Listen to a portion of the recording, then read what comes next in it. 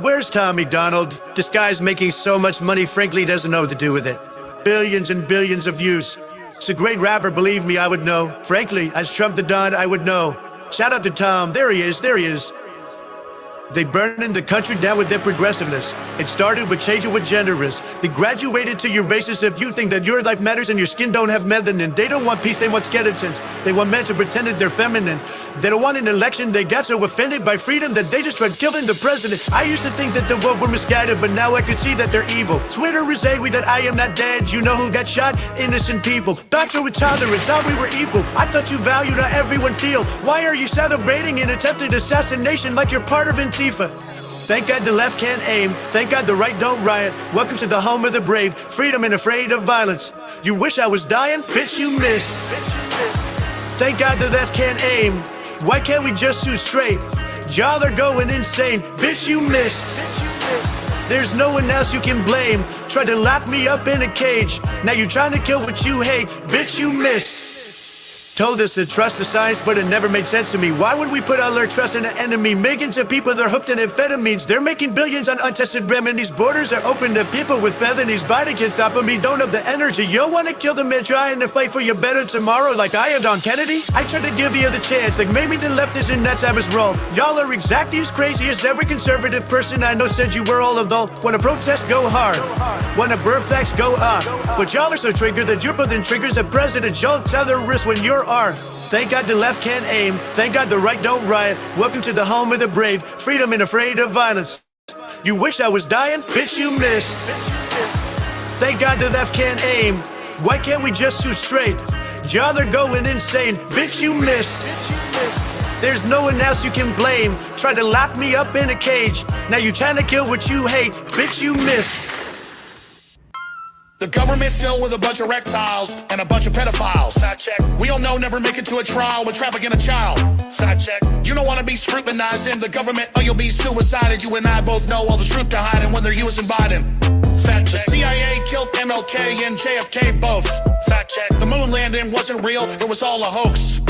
Fact check. Big Pharma putting profits over every single damn patient. Fact check. We all know that birds ain't real, they're just government surveillance. Fact check. Rap labels been profiting off of the prison system and jails. Fact check. We all breathe in chemicals every single day from chemtrails. Fact check. Everybody know Michelle Obama was a man and never was pregnant. Fact check. We all know that Barack Obama was really born out in Kenya. Fact check. Who decides what is real and what is cap? Who decides what is fake and what is fact? They censor someone that you hate and then you clap. But they're coming for you next. It's a trap. Who decides what is real and what is cap? Who decides what is fake and what is fact? They censor someone that you hate and then you clap. But they're coming for you next. It's a trap. Come on, man, the earth is flat. It's not round. Bush knew them towers were gonna get knocked down. I'll be right with just about everything I said. Tupac alive in Cuba, man, he isn't dead. We've been overseas killing kids with drones. MK Ultra failed, Kanye West a clone. The government spying on you when you're home. They tracking all of us on every single phone. Humans didn't build the pyramids. Men cannot get a period. The left just wants to eliminate all borders. This whole agenda is abort the new world order. Who decides what is real and what is cap? Who decides what is fake and what is fact? They censor someone that you hate and then you clap. But they're coming for you next. It's a trap. Who decides what is real and what is cap? Who decides what is fake and what is fact? They censor someone that you hate and then you clap. But they're coming for you next. It's a trap.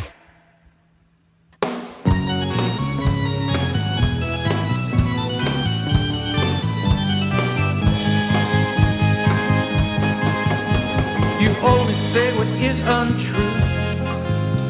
You are a master falsifier. When somebody fact checks you, like a chameleon, you change your attire. Kamala's a big fat liar. Kamala's a big fat liar. Liar, liar, pants on fire. time for cackling is through.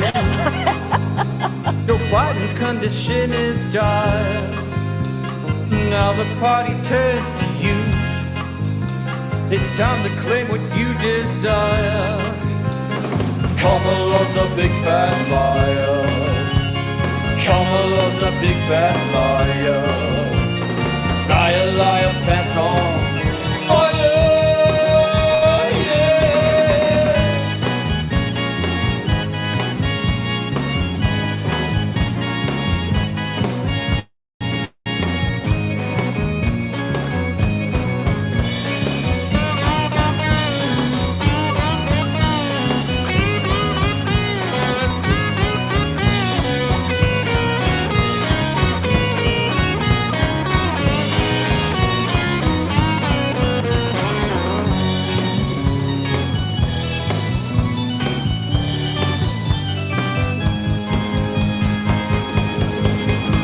You said that you work in fast food and put potatoes in a fryer. I hope they have a job for you come November when you are fired. Kamala's a big fat liar. Kamala's a big fat liar. Liar, liar, pants on fire. You always say what is untrue. You are a master falsifier. When somebody fact checks you, like a chameleon, you change your attire. Kamala's a big fat liar. Kamala's a big fat liar. Liar, liar, pants on fire. Liar, liar, pants on fire. Liar, liar, pants on fire. Liar, liar, pants on fire.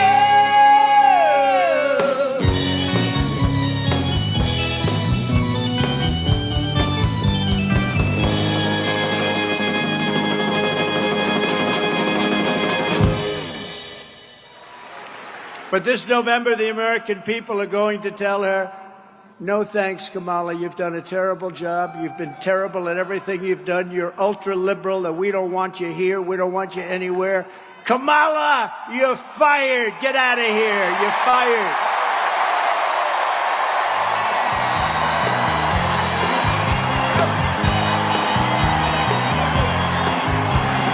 Kamala's a big fat liar. Kamala's a big fat liar. Liar, liar, pants on fire. Liar, liar, pants on fire.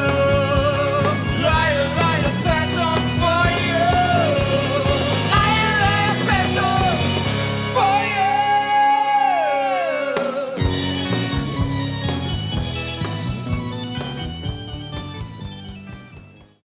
It's your boy, Trump the Don. Big Dolan. It's your boy, Big Tuper. And it's your boy, Eddie Lux Jonas. We got a song for you. Every day 1984 with the World Economic Forum. Did I forget to mention social credits implementing the score? If you're kicked out, then you poor. Card get declined at the store. They got us divided and fighting, distracting us from the war. Poison our food in our water, confusing our sons and our daughters. You'll own nothing and be happy, convincing you less is more. Controlling the population, creating an impatient nation. Have you complacent in placing the trusting government agency? What George Orwell had written today is no longer fiction. They implemented a system that put us all in a prison. Watch weeding bugs in a pod, not taking care of your body. No religion and worshiping government and not God. Big brother, we don't love you no more. Big brother, we can't trust you no more. They keep on pulling and pushing until they all end up wishing, and now we can't take no more. Big brother, every day 1984. Government tracking our phones, everything we eat GMO. They got us all driving electric control everywhere that you go. I ain't riding with Biden and I ain't trusting Trudeau. But in fact, all these politicians, the web faced around the globe. Taxing the carbon emissions, they don't want you guarding your children. They don't want you having no knowledge, they want us all in the prison. Gender confusing the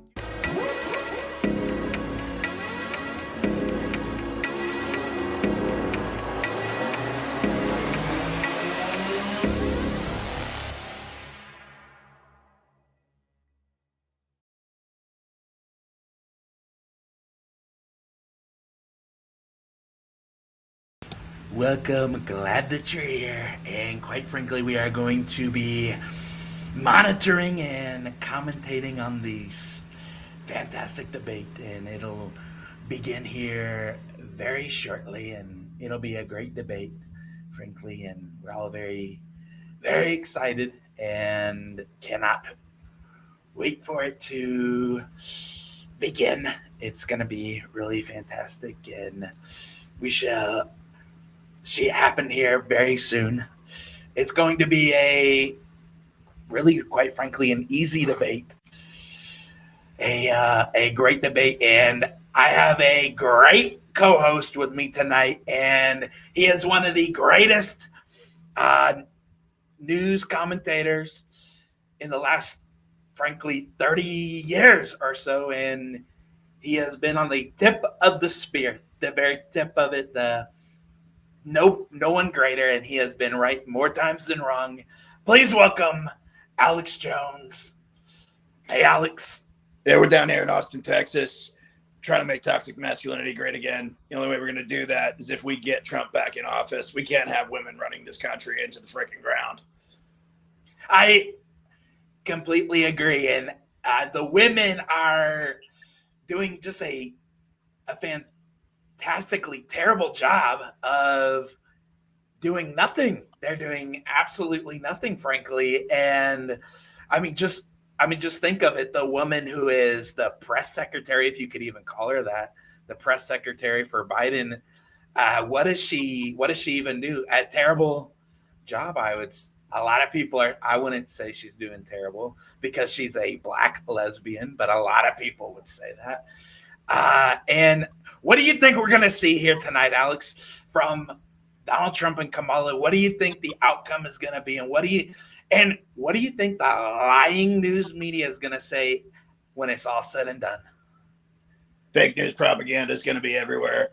We're going to see the difference between those who drink the Kool-Aid and those who don't. We're going to see those who have a pure water filtration system filtering the atrazine out of their water so that they're not turning the freaking frogs gay.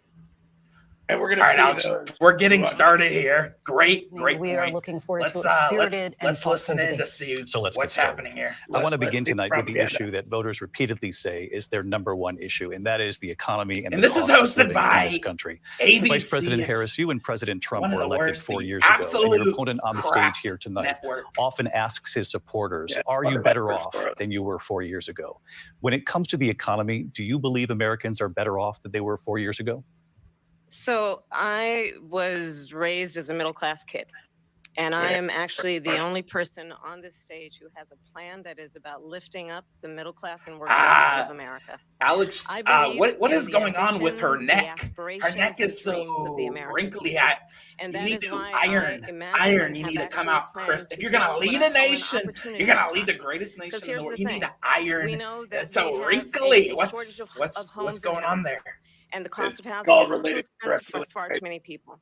We know that young families need support to raise their children, and I intend on extending a tax cut for those families of $6,000, which is the largest child tax credit that we have given in a long time, so that those young families can afford to buy a crib, buy a car seat, buy clothes for their children. Me, you could buy a crib, no problem. You don't need one of them is small businesses. I was actually, my mother raised my sister and me, but there was a woman who helped raise us. We call her our second mother. She's a small business owner. I love our small businesses. You could have lots my of plan houses. is to you give have a $50,000 cribs, tax deduction to start up small businesses, we don't need no knowing they are part of the backbone of America's economy. Already had it. My opponent, on the other hand, his plan is to do what he has done before, which is to provide a tax cut for billionaires and big corporations, which will result in $5 trillion to America's deficit.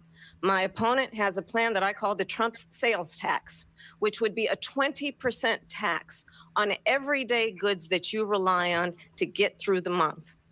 Economists have said that Trump sales tax would actually result for middle-class families in about $4,000 more a year because of his policies and his ideas about what should be. I will give her middle-class properly people paying for tax cuts for billionaires. Properly gendering. President Trump, I'll give you 2 minutes. First of all, I have no sales tax. That's an incorrect statement. She knows that. Right. We're doing tariffs on other countries. Other countries are going to finally, after 75 years, pay us back for all that we've done for the world. And the tariff will be substantial in some cases. I took in billions and billions of dollars, as you know, from China.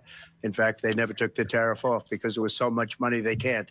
It would totally destroy everything that they've set out to do. They're taking in billions of dollars from China and other places. They've left the tariffs on. When I had it, I had tariffs, and yet I had no inflation. Look, we've had a terrible economy because inflation has, which is really known as a country buster. It breaks up countries. We have inflation like very few people have ever seen before, probably the worst in our nation's history. We were at 21%, but that's being generous because many things are 50, 60, 70, and 80% higher than they were just a few years ago. This has been a disaster for people, for the middle class, but for every class. On top of that, we have millions of people pouring into our country from prisons and jails, from mental institutions and insane asylums, and they're coming in and they're taking jobs that are occupied right now by African Americans and Hispanics, and also unions. Unions are going to be affected very soon. And you see what's happening. You see what's happening with towns throughout the United States. You look at Springfield, Ohio. You look at Aurora in Colorado. They are taking over the towns. They're taking over buildings. They're going in violently. These are the people that Xi and Biden led into our country, and they're destroying our country. They're dangerous. They're at the highest level of criminality, and we have to get them out. We have to get them out fast. I created one of the greatest economies in the history of our country. I'll do it again and even better. We are going to get to immigration and border security during this debate, but I would like to let Vice President Harris respond on the economy here. Well, I would love to. Let's talk about what Donald Trump left us. Donald Trump left us the worst unemployment since the Great Depression. Donald Trump left us the worst public health epidemic in a century. Donald Trump left us the worst attack on our democracy since the Civil War. And what we have done is clean up Donald Trump's mess. What we have done and what I intend to do is build on what we know are the aspirations and the hopes of the American people. But I'm going to tell you all in this debate tonight, you're going to hear from the same old tired playbook, a bunch of lies, grievances, and name calling. What you're going to hear tonight is a detailed and dangerous plan called Project 2025 that the former president intends on implementing if he were again. I believe very strongly that the American people want a president who understands the importance of bringing us together, knowing we have so much more in common than what separates us. And I pledge to you to be a president for all Bring people Americans. Together better than anybody else. Let's hear. Number one, I have nothing to do, as you know, and as she knows better than anyone, I have nothing to do with Project 2025. That's out there. I haven't read it. I don't even know what it is. I'm not going to. Nobody has not known something. This was a group of people that got together. They came up with some ideas. I guess some good, some bad. But it makes no difference. I have nothing to do. Everybody knows I'm an open book. Everybody knows what I'm going to do. Cut taxes very substantially and create a great economy like I did before. We had the greatest economy. We got hit with a pandemic. And the pandemic was not since 1917, where 100 million people died. Has there been anything like it? We did a phenomenal job with the pandemic.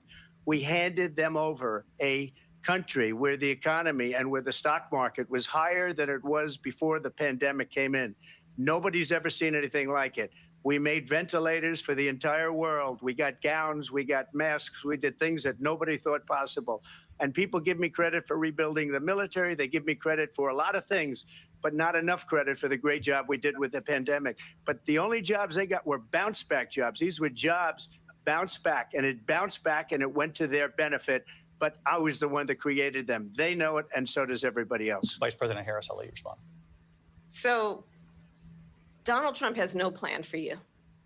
And when you look at his economic plan, it's all about tax breaks. All of a sudden, for the it's richest Project people. 2020, I am offering and now what it's I've described as an opportunity Frankly, economy. which one? And the best She is a economists in our lying country, if not woman. the world, She's have lying. reviewed our relative plans I for call the her future of lying America. Kamala. What Goldman Sachs has said is that Donald Trump's plan would make the economy worse. Mine would strengthen the economy. What the Wharton School has said is Donald Trump's plan would actually explode the deficit. 16 Nobel laureates have described his economic plan as something that would increase inflation and by the middle of next year would invite a recession.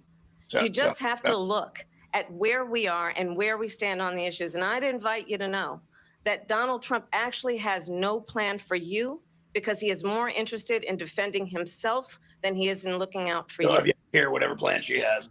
I gave her that to say.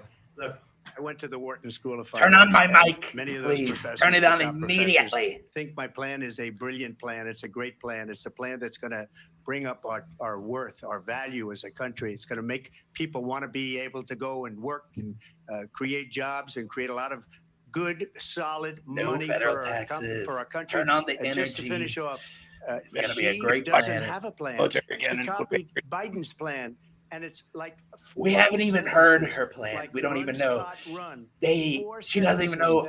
Frankly, I don't know. She may not even know how to write a sentence. She may not even know what a Mr. President, I want to drill down on something you both brought up. The Vice President brought up your tariffs. You responded, and let's drill down on this because your plan is what she calls is essentially a national sales tax. Your proposal calls for tariffs, as you pointed out here, on foreign imports across the board. You recently said that you might double your plan, imposing tariffs up to 20% on goods coming into this country. As you know, many economists say that with tariffs at that level, costs are then passed on to the consumer. Vice President Harris has argued it'll mean higher prices on gas, food, clothing, medication, arguing it costs the typical family nearly $4,000 a year. Do you believe Americans can afford higher prices because of tariffs? They're not going to have higher prices. What's going to have and who's going to have higher prices is China and all of the countries that have been ripping us off for years. I was the only president ever. China was paying us hundreds of billions of dollars, and so were other countries. And, Iran was on the brink They should have of gone out and they bankruptcy. should have immediately cut the tariffs. But those tariffs are there 3.5 years now under their administration. We are going to take in billions of dollars, hundreds of billions of dollars. I had no inflation, virtually no inflation. They had the highest inflation perhaps in the history of our country because I've never seen a worse period of time. People can't go out and buy cereal or bacon or eggs or anything else. The people of our country are absolutely dying with what they've done. They've destroyed the economy. And all you have to do is look at a poll. The polls say 80 and 85 and even 90% that the Trump economy was great, that their economy was terrible. Vice President Harris, I do want to ask for your response. And you heard what the president said there, because the Biden administration did keep a number of the Trump tariffs in place. How do you respond? Well, let's be clear that the Trump administration resulted in a trade deficit, one of the highest we've ever seen in the history of America. He invited trade wars. You want to talk about his deal with China? What he ended up doing is under Donald Trump's presidency, he ended up selling American chips to China to help them improve and modernize their military, basically sold us out, when a policy about China should be in making sure the United States of America wins the competition for the 21st century, which means focusing on the details of what that requires, focusing on relationships with our allies, focusing on investing in American-based technology so that we win the race on AI, on quantum computing, everything in the United States. On what we need to do to support America's workforce so that we don't end up having on the short end of the stick in terms of workers' rights. But what Donald Trump did, let's talk about this, with COVID, is he actually thanked President Xi for what he did during COVID. Look at his tweet. Thank you, President Xi, exclamation point, when we know that Xi was responsible for lacking and where are the emails? They deleted them. They hit him with a hammer. The chips from Taiwan. We hardly make chips anymore because of philosophies like they have and policies like they're beautiful potato chips. They are so crunchy and so delicious. And you dip them in ranch and dip them in all kinds. They're great potato chips. American potato chips are better. And frankly, the Chinese need these And potato it chips, will and they're be the going to end be of our country. fantastic for She's a them. Marxist. The Everybody Biden knows she's a administration Marxist. doesn't want Her the father's Chinese a to have Marxist professor in American economics, potato and chips, he and taught her well. they've stolen them. But when you look at what she's done to our country, and when you look at these millions and millions of people that are pouring into our country monthly, where it's, I believe, 21 million people, not the 15 that people say, and I think it's a lot higher than the 21.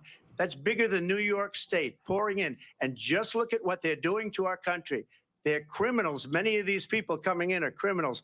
And that's bad for our economy, too. You know, you mentioned before, we'll talk about immigration later. Well, bad immigration is the worst thing that can happen to our economy. They have, and she has, destroyed our country with policy that's insane. Almost policy that you'd say they have to hate our country. President Trump, thank you. Agreed. I want to turn to the issue of abortion. President Trump, you've often touted that you were able to kill Roe v. Wade. Last year, you said that you were proud to be the most pro-life president in American history. Yep. Then last month, you said that your administration would be great for women and their reproductive rights. In your home state of Florida, you surprised many with regard to your 6-week abortion ban, because you initially had said that it was too short. And you said, quote, I'm going to be voting that we need more than 6 weeks. But then the very next day, you reversed course. We are going to make women great again, great again. Vice President Harris great says cookers, that great trust you on the laundry issue folders. of abortion because you've changed your position. Women will never be more beautiful and great. Why should they trust you? Well, the reason I'm doing that vote is because the plan is, as you know, the vote is they have abortion in the 9th month.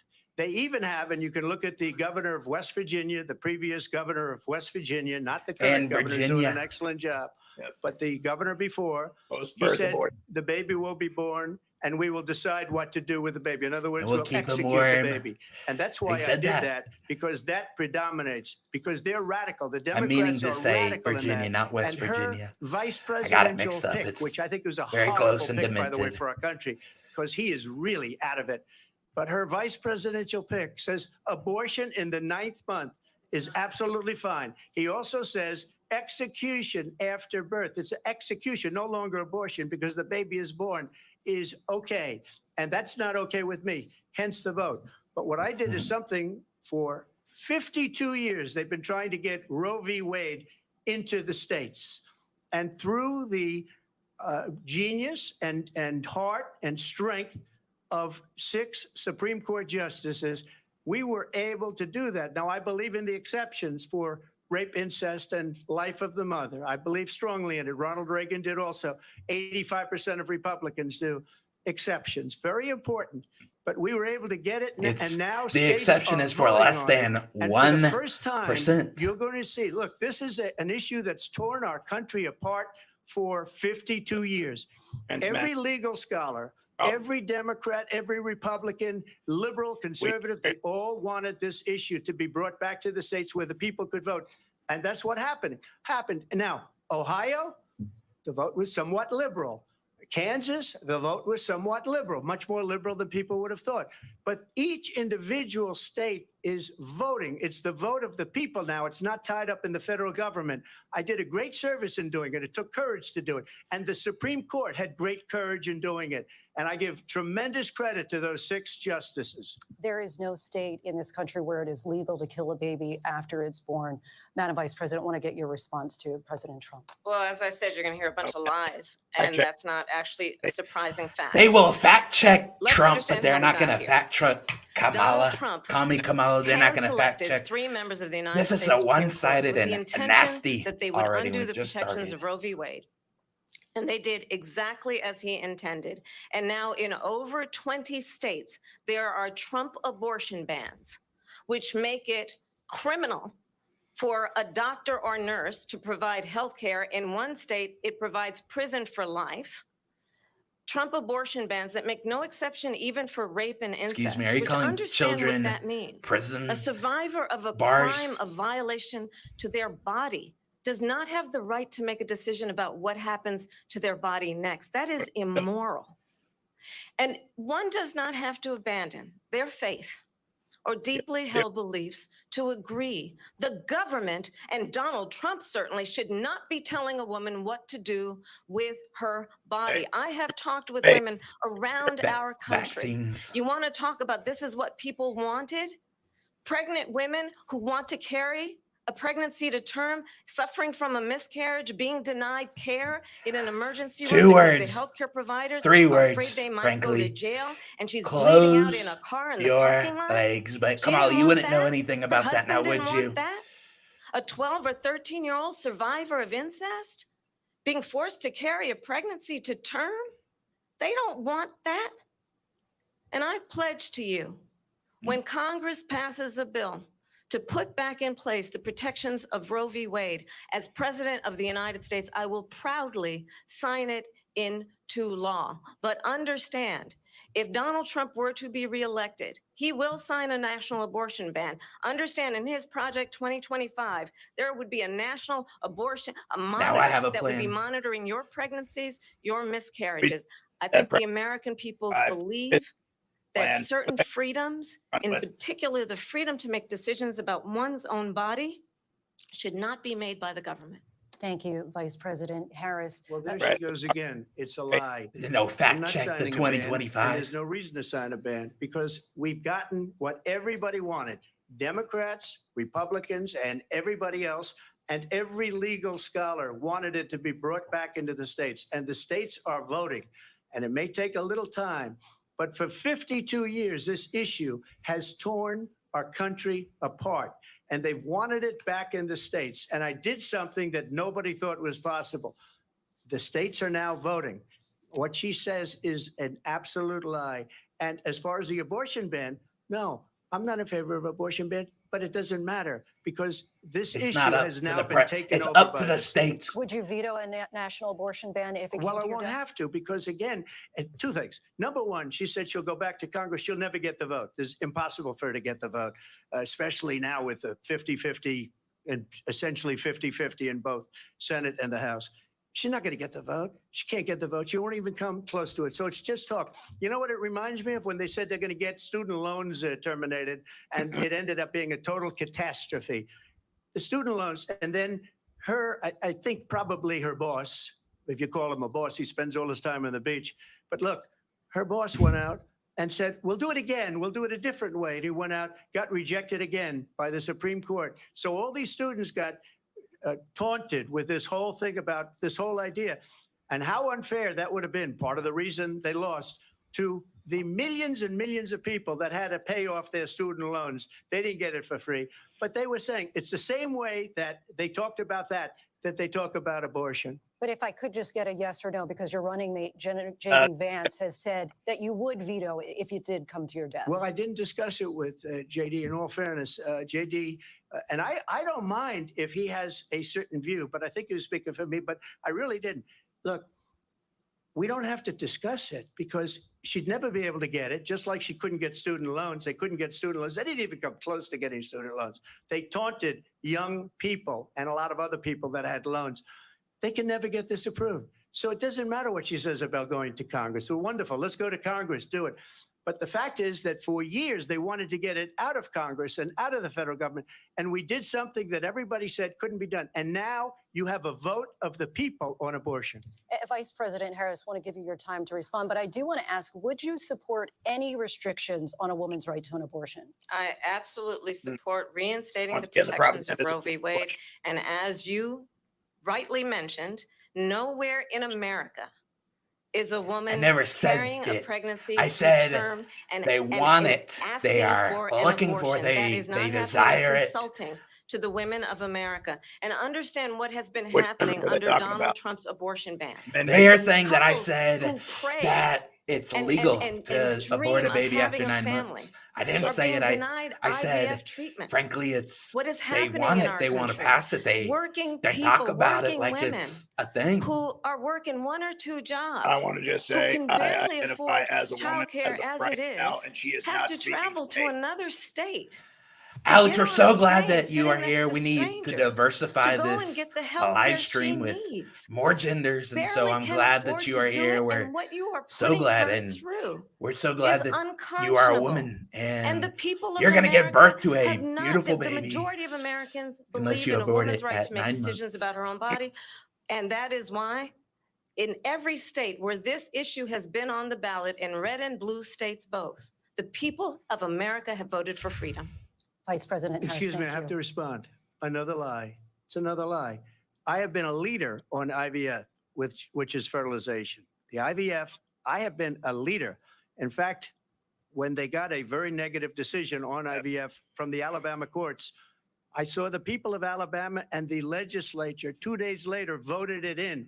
I've been a leader on it. They know that, and everybody else knows it. I have been a leader on fertilization, IVF. And the other thing, you should ask, will she allow abortion in the 8th month, 9th month, 7th month? Come on. Okay, would you do that? Why don't you ask her that question? Why don't you answer the question? Would you because veto? Under Roe v. Wade, you could do abortions in the 7th month, the 8th month, the 9th month, and probably after birth. Just look at the former governor of Virginia. The governor of Virginia said we put the baby aside and then we determine what we want to do with the baby. President Trump, thank you. We're going to turn now to immigration and border security. We know it's an issue that's important to Republicans, Democrats, voters across the board in this country. There are more Trump Vice President Harris, you were tasked by have the President ability Biden to donate sperm for IVF. Bunch of castrated men out there and the liberals.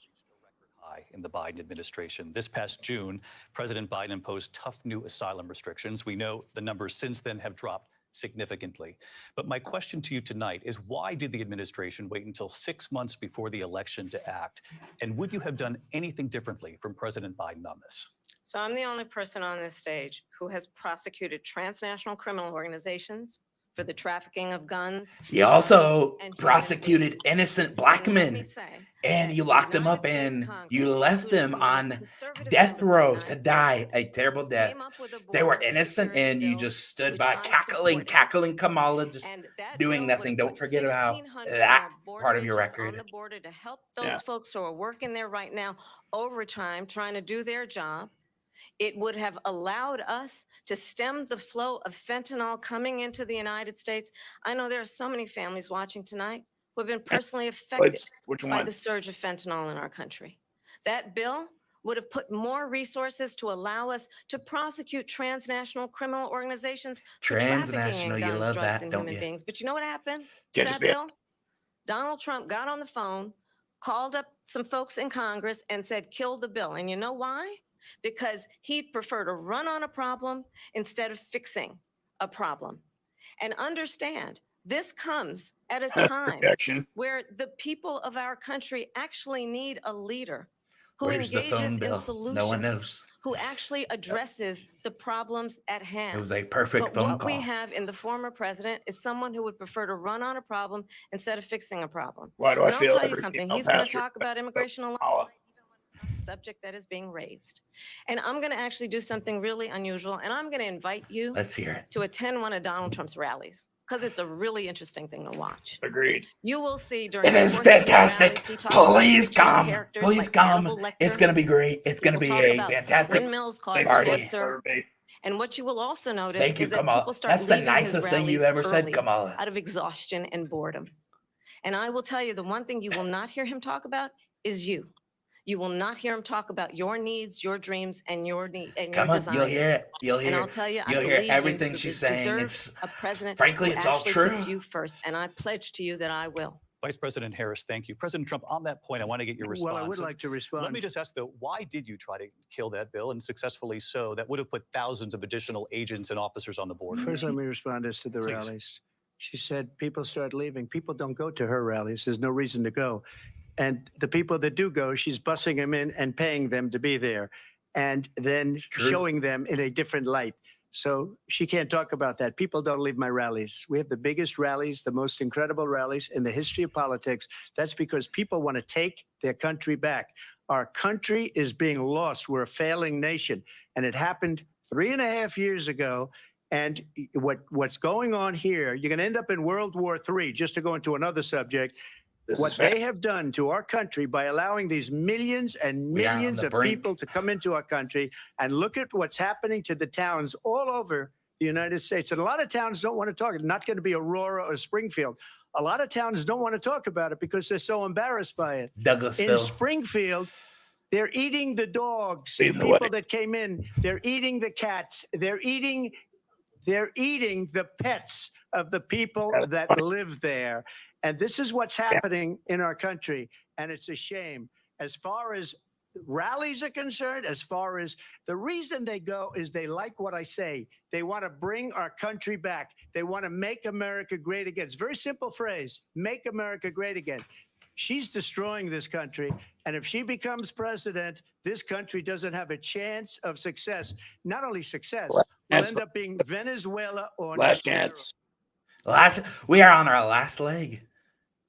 This is ABC News did reach out to the city manager there. He told us there have been no credible reports of specific claims of pets being harmed, injured, or abused by individuals. That's fake news. The immigrant community. I saw the video of the Haitian woman eating the cat. The police came. There's a police. So maybe he said that, and maybe that's a good thing to say for a city manager. I'm not taking this from television. But the people on television saying their dog was eaten by the people that went there. Again, the Springfield city manager says there's no evidence of that. Vice President Harris, I'll let you respond. He's a Democrat. You talk about a Democrat-ran city. Of course, he's going to say that. It's nice for him to say he doesn't want a bad look. I think one of the reasons why in this election, I actually have the endorsement of 200 Republicans who have formerly worked with President Bush, Mitt Romney, and John McCain, including the endorsement of former Say it one more time, Alex. Cheney and completely castrated men, Republican in name only. They are. That's all they are. They just sit with an R in their name, and they don't believe anything. They don't believe anything but more power and more money for themselves. And it's a big nothing but Dick Cheney. Dick Cheney's been irrelevant since 2001, and he endorsed her, and it meant absolutely nothing, nada. And frankly, nobody cares. They're all members of the Bohemian Grove. And when we listen to this kind of rhetoric, when the issues that affect the American people are not being addressed. It's affecting the American people when their pets are being eaten by illegal immigrants. They love their pets. They love their cats. They love their dogs. And when illegals are coming in and molesting their children and killing their neighbors and eating their pets, it is the American people care about it. You care about it. A lot of people care about it, and we love our pets. We're going to make pets great again. We're going to make them free again. Their freedom is under siege right now, and that's a great word. A guy like Esper, he was no good. I fired him, so he writes a book. Another one writes a book, because with me, they can write books. With nobody else can they? But they have done such Kamala a can't poor write. job, I and say they that never again. fire Kamala cannot anybody. write a Look sentence. At the economy. I don't even know if she can spell a word. They didn't fire any of their economists. They have the same people. That's a good way not to have books written about you. But just to finish, I got more votes than any Republican in history by far. In fact, and that's on God. Than any sitting president in history by far. Let me continue on immigration. It was what you wanted to talk about earlier. So let's get back to your deportation proposal that the vice president has reacted to as well. President Trump, you call this the largest domestic deportation operation in the history of our country. You say you would use the National Guard. You say if things get out of control, you'd have no problem using the U.S. military. Yes. You also said you would use local police.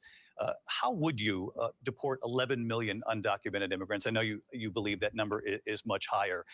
Take us through this. What does this look like? Will authorities be going door to door in this country? Yeah, it is much higher because of them. They allowed criminals, many millions of criminals.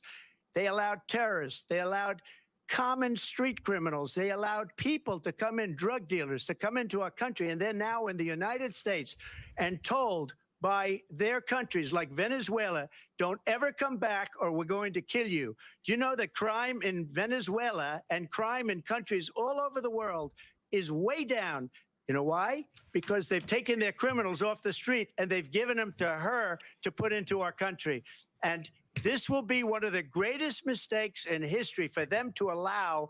And I think they probably did it because they think they get votes, but it's not worth it because they're destroying the fabric of our country by what they've done. There's never been anything done like this at all. They've destroyed the fabric of our country. Millions of people let in, and all over the world, crime is down all over the world except here. Crime here is up and through the roof. Despite their fraudulent statements that they made, crime in this country is through the roof. And we have a new form of crime. It's called migrant crime. And it's happening at levels that nobody thought possible. President Trump, as you know, the FBI says overall violent crime is actually coming down in this country. But Vice Excuse me, President the Harris, FBI they were defrauding statements.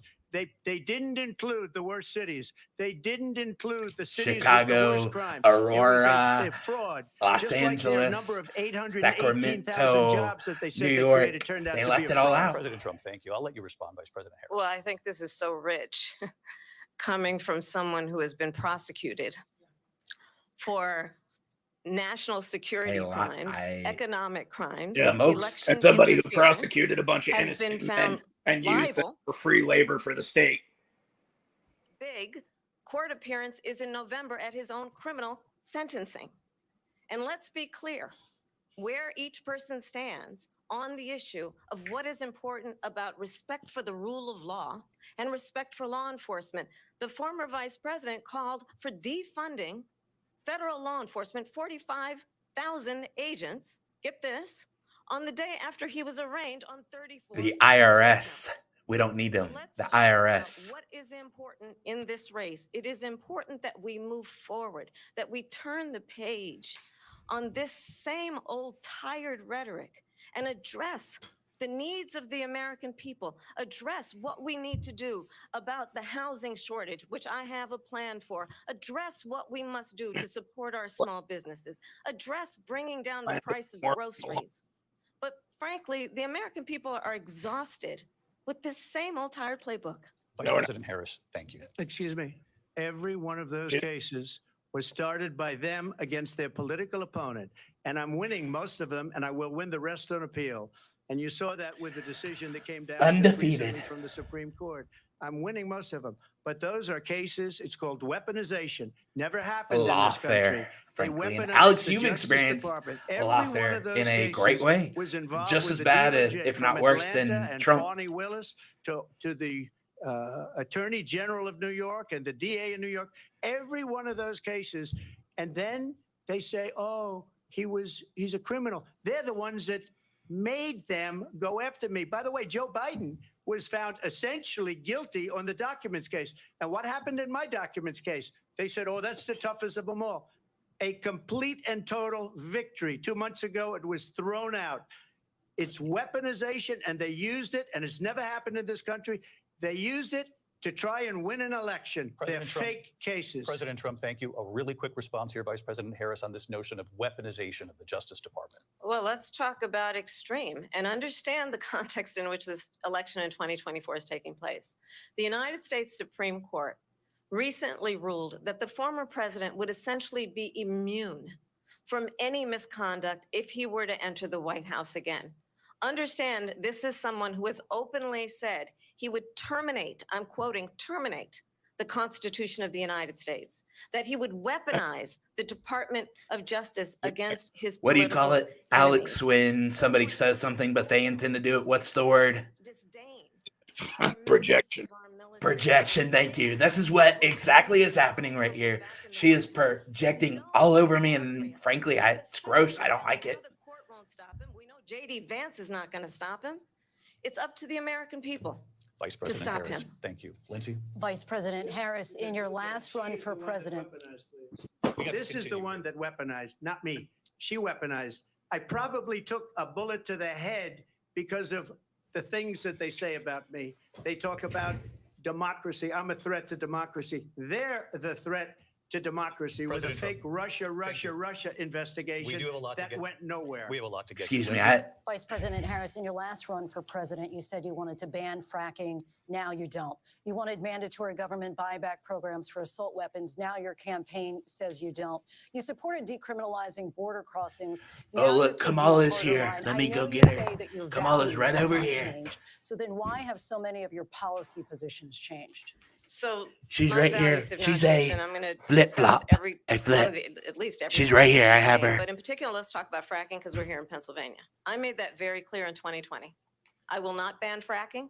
I have not banned fracking as Vice President of the United States. And in fact, I was frankly because you can't. You don't have the on the Inflation Reduction Act, which opened new leases for fracking.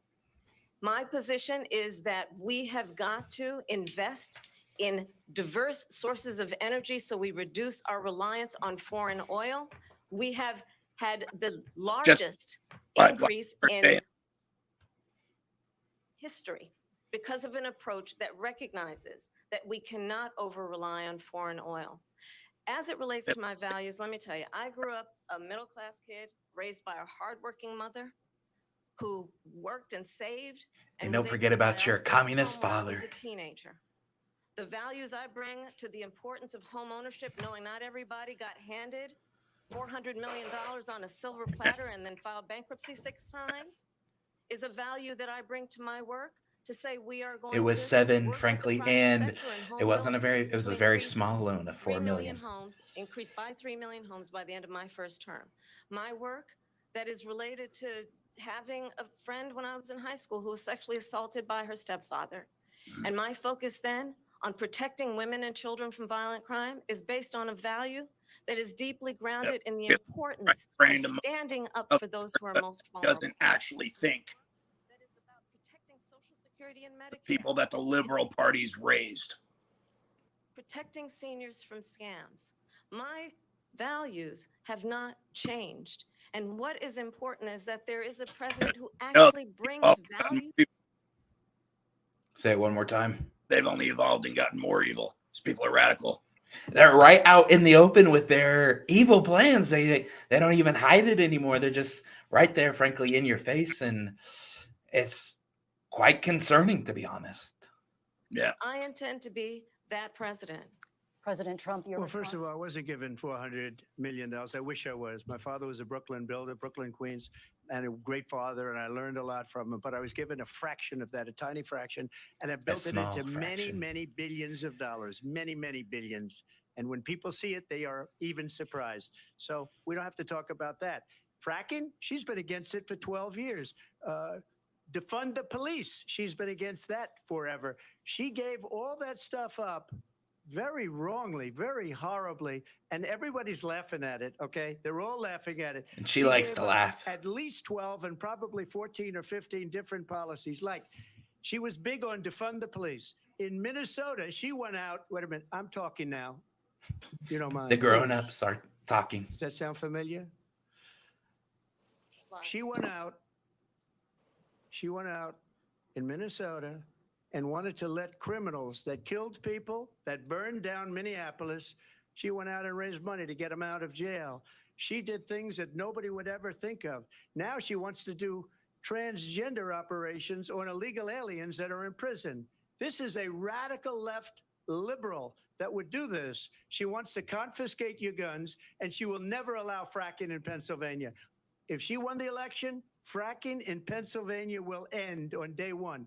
Just to finish one thing, so important in my opinion. So I got the oil business going like nobody has ever done before.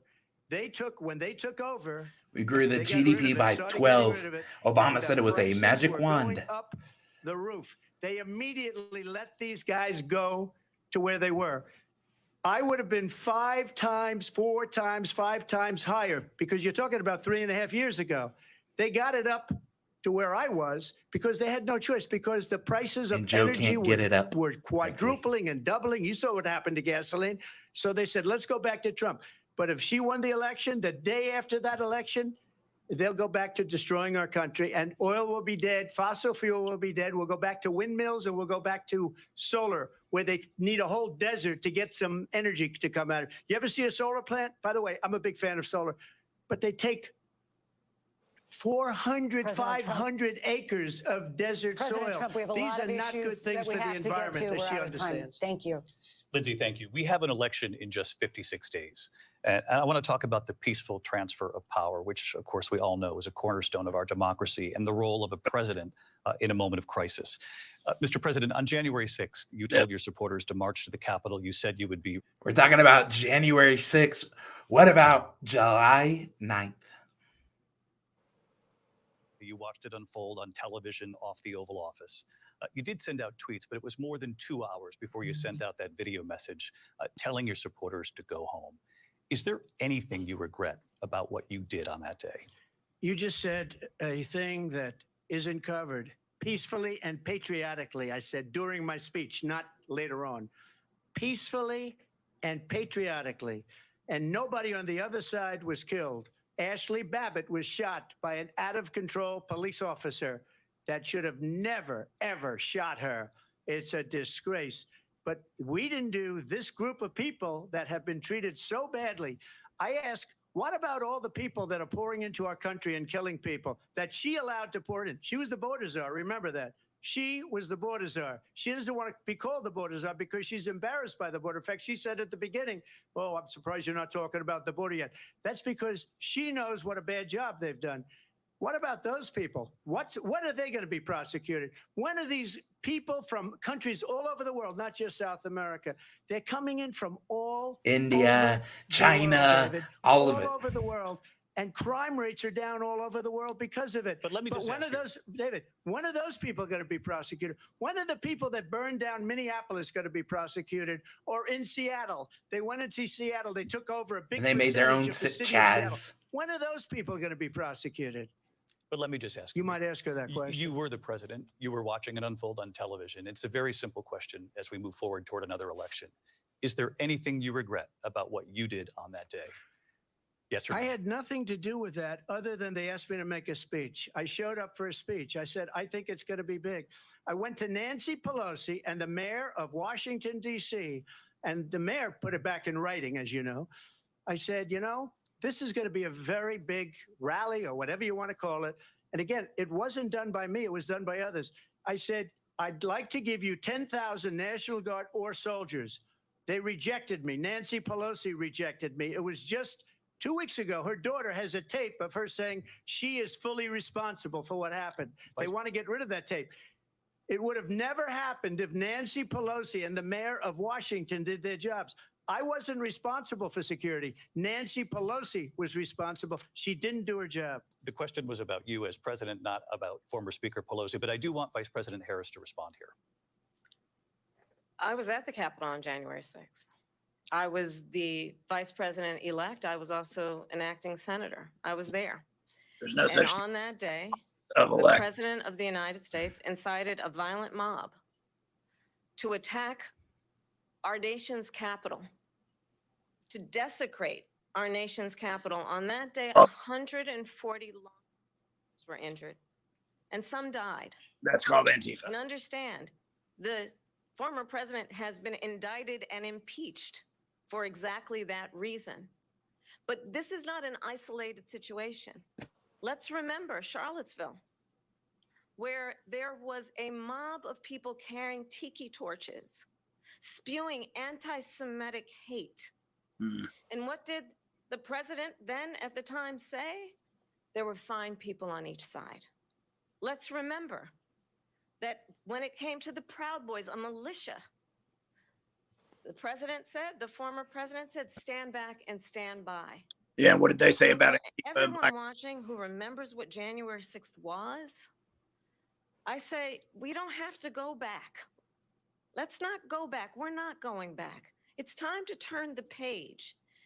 And if that was a bridge too far for you, well, there is a place in our campaign for you to stand for country, to stand for our democracy, to stand for rule of law, and to end the chaos, and to end the approach that is about attacking the foundations of our democracy because you don't like the outcome. And be clear on that point.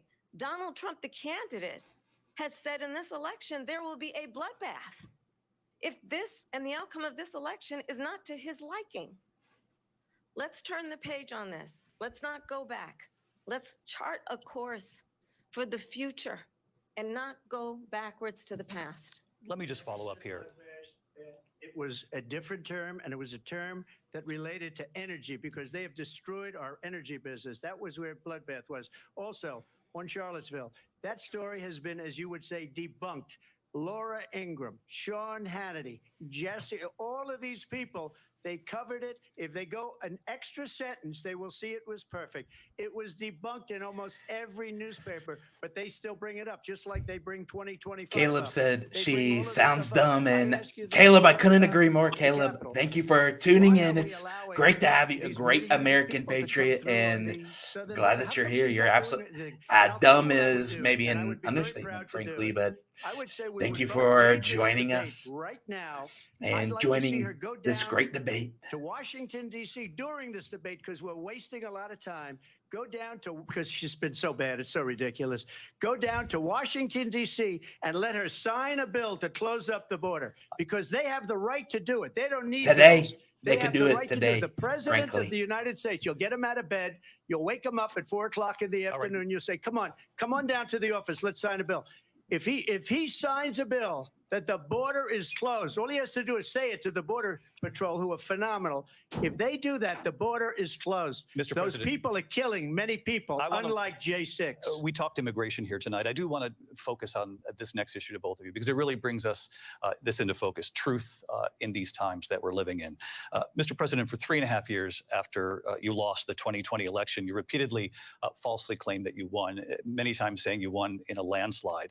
In the past couple of weeks leading up to this debate, you have said, quote, you lost by a whisker, that you, quote, didn't quite make it, that you came up a little bit short.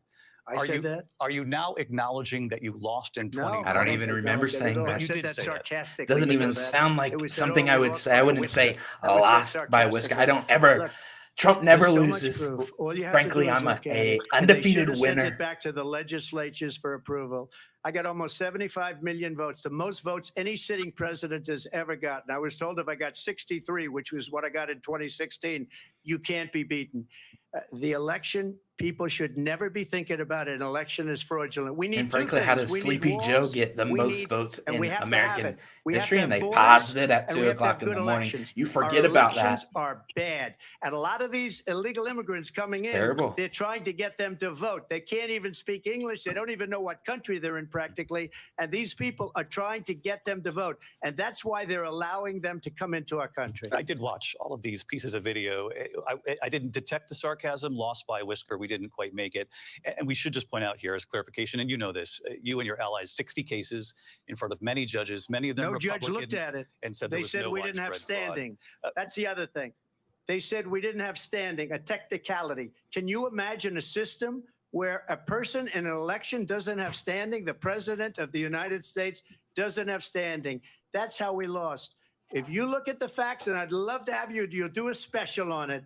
I'll show you Georgia, and I'll show you Wisconsin, and I'll show you Pennsylvania. Arizona. And I'll show you, we have so many facts and statistics, but you know what? That doesn't matter. You don't want it? Because we have to solve the problem that we have right now. That's old news. And the problem that we have right now is we have a nation in decline, and they have put it into decline. We have a nation that is dying, David. Mr. President, thank you.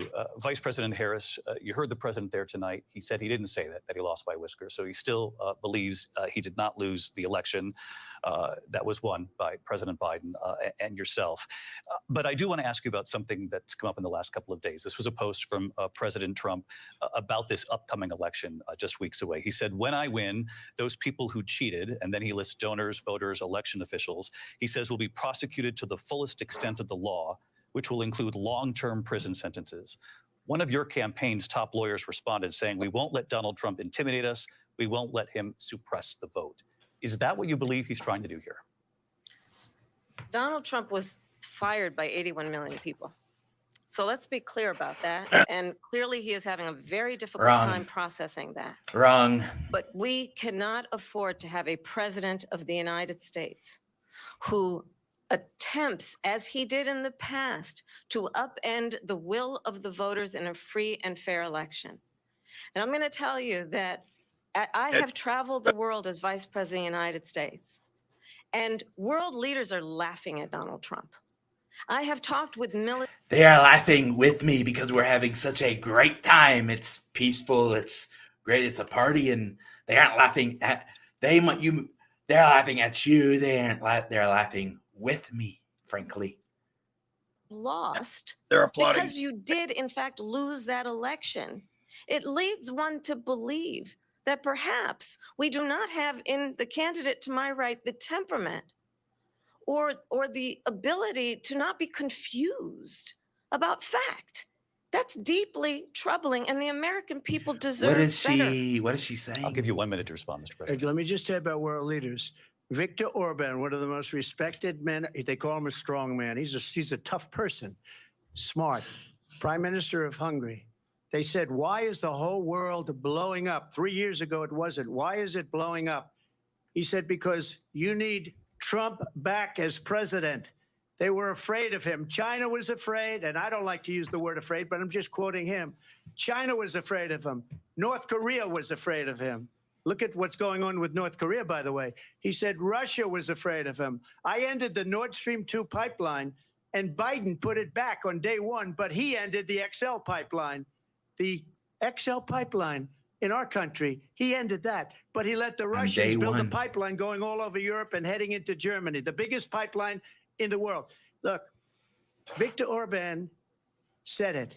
He said the most respected, most feared person is Donald Trump. We had no problems when Trump was president, but when this weak, pathetic man that you saw at a debate just a few months ago, that if he weren't in that debate, and I demolished him easily, very easily. It wasn't difficult. 14 million votes. What you did, you talk about a threat to democracy. He got 14 million votes, and they threw him out of office. And you know what? I'll give you a little secret. He hates her. He can't stand her. But he got 14 million votes. They threw him out. She knows it's true. See, she can't even say anything. And when she ran, she was the first one to leave because she failed. And now she's running. I don't understand it, but I'm okay with it because your time is I think we're going to do very well. We've got a lot more to get to. Turning now to the Israel-Hamas war and the hostages who are still being held, Americans among them. Vice President Harris. Why are her shoulders so big? Israel has a right to defend itself, really unnecessary. It's like it matters how. You're a Saying cartoon international or something. Humanitarian law must be respected. Israel must like you want to have man shoulders. You said are that you a 9 transgender? Ago. Now are you a man? And you're not. You have a secret to tell Nearly 100 the world. Hostages remain. Just last week, Prime Minister Benjamin Netanyahu said there's not a deal in the making. President Biden has not been able to break through the stalemate. How would you do it? Well, let's understand how we got here. On October 7, Hamas, a terrorist organization, yes, because Bibi stood down. Slaughtered 1,200 Israelis. Many of them young people who were simply attending a concert. Women were horribly raped. And so absolutely. Say it again, Alex. Where's all those free Palestinian people? Right? Where are they? And it's very interesting. Because it is also true, far too many innocent Palestinians have been killed. Children, mothers. What we know is that this war must end. It must win. And it will end the day I take office. It'll be over. It'll be completely resolved. The moment I step into the White House in January, it'll be completely taken care of. For a two-state solution. And in that solution, there must be security for the Israeli people and Israel, and in equal measure for the Palestinians. But the one thing I will assure you always, I will always give Israel the ability to defend itself, in particular as it relates to Iran and any threat that Iran and its proxies pose to Israel. But we must have a two-state solution where we can rebuild Gaza, where the Palestinians have security, self-determination, and the dignity they so rightly deserve. Right. We're going to put America first. How would you negotiate with Netanyahu and also Hamas in order to get the hostages out and prevent the killing of more innocent civilians in Gaza? If I were president, it would have never started. If I were president, Russia would have never ever, I know Putin very well, he would have never, and there was no threat of it either, by the way, for 4 years, have gone into Ukraine and killed millions of people when you add it up, far worse than people understand what's going on over there. But when she mentions about Israel, all of a sudden, she hates Israel. She wouldn't even meet with Netanyahu when he went to Congress to make a very important speech. She refused to be there because she was at a sorority party of hers. She wanted to go to the sorority party. She hates Israel. If she's president, I believe that Israel will not exist within 2 years from now. And I've been pretty good at predictions, and I hope I'm wrong about that one. She hates Israel. At the same time, in her own way, she hates the Arab population because the whole place is going to get blown up. Arabs, Jewish people, Israel will be gone. It would have never happened. Iran was broke under Donald Trump. Now Iran has $300 billion because they took off all the sanctions that I had. Iran had no money for Hamas or Hezbollah or any of the 28 different spheres of terror. And they are spheres of terror, horrible terror. They had no money. It was a big story, and you know it. You covered it very well, actually. They had no money for terror. They were broke.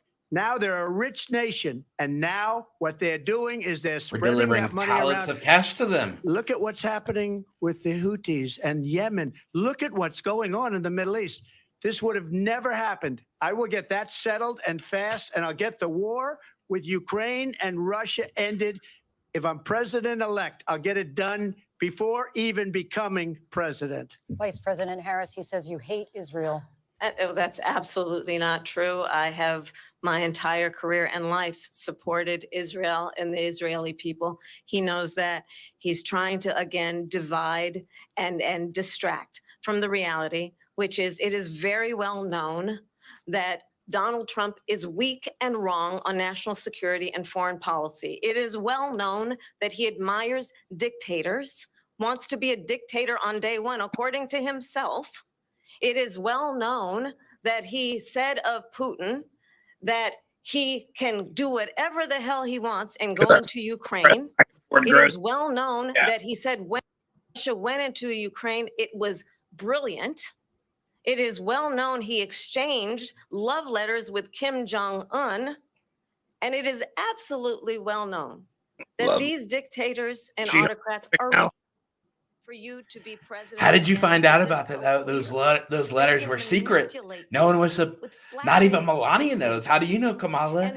I love those letters, and I do. It's true. I love him. I love Kim. He loves me, and he's very cute. He's like a teddy bear, and frankly, I do love him. I'm gay for Kim Jong-un. Weak and wrong on national security, including the importance of upholding and respecting in highest regard our military. Vice President Harris, thank you. They're the ones, and she's the one that caused it, that's weak on national security by allowing every nation last month for the year, 168 different countries sending people into our country. Their crime rates are way down. Putin endorsed her last week, said, I hope she wins. And I think he meant it. True. Because what he's gotten away with is absolutely incredible. It wouldn't have happened with me. The leaders of other countries think that they're weak and incompetent, and they are. They're grossly incompetent. And I just ask one question. Why does Biden go in and kill the Keystone Pipeline and approve the single biggest deal that Russia's ever made, Nord Stream 2, the biggest pipeline anywhere in the world going to Germany and all over Europe? Because they're weak and they're ineffective. And Biden, by the way, gets paid a lot of money. Thank you. We have a lot of issues to get to. We'll be right back with much more of this historic ABC News presidential debate from the National Constitution Center right here in Philadelphia. Back in a moment. Alex, how do you think I'm doing? It's a great debate. How do you think I'm doing? Hitler once stated, you shout a lie loud enough, long enough, people are going to believe it. That's why there are still imbeciles in this country that think tap water is good for their teeth. There are going to be people who just believe a lie and they join the narrative team and they don't know the truth. And that's why we're bringing Bobby, we brought Bobby onto the campaign, and he is going to make us America healthy, Maha, Everyone loves Maha. It sounds so great. And it's kind of joyous, actually, Maha, making America healthy again. And frankly, we're going to do it. This will be the healthiest America will ever be. And by the time it's all said and done, by the time I take office, we will be like gladiators in the movie 300. Everyone will have little school children with 6-pack of abs, and it will have men not obese and riding around in powered chairs through Walmart. It's sad, frankly. And we're going to take the fluoride, and everyone knows, and the atrazine. And Alex, you are one of the first people to talk about atrazine. And frankly, why don't you tell the people at home what atrazine does to Americans? Well, it makes women want to be like Kamala Harris, a bunch of frickin' power control freaks, or turning them into men. That's what it does. And it's here to destroy men, and it destroys women because it destroys men. But if you want to be like Kamala, and you want your wife to be like, and you want your daughter, frankly, and all the rest of them to be like Kamala, then you need to vote for her, because she's going to keep the atrazine. She's going to keep it in the water, and it's not going to be good.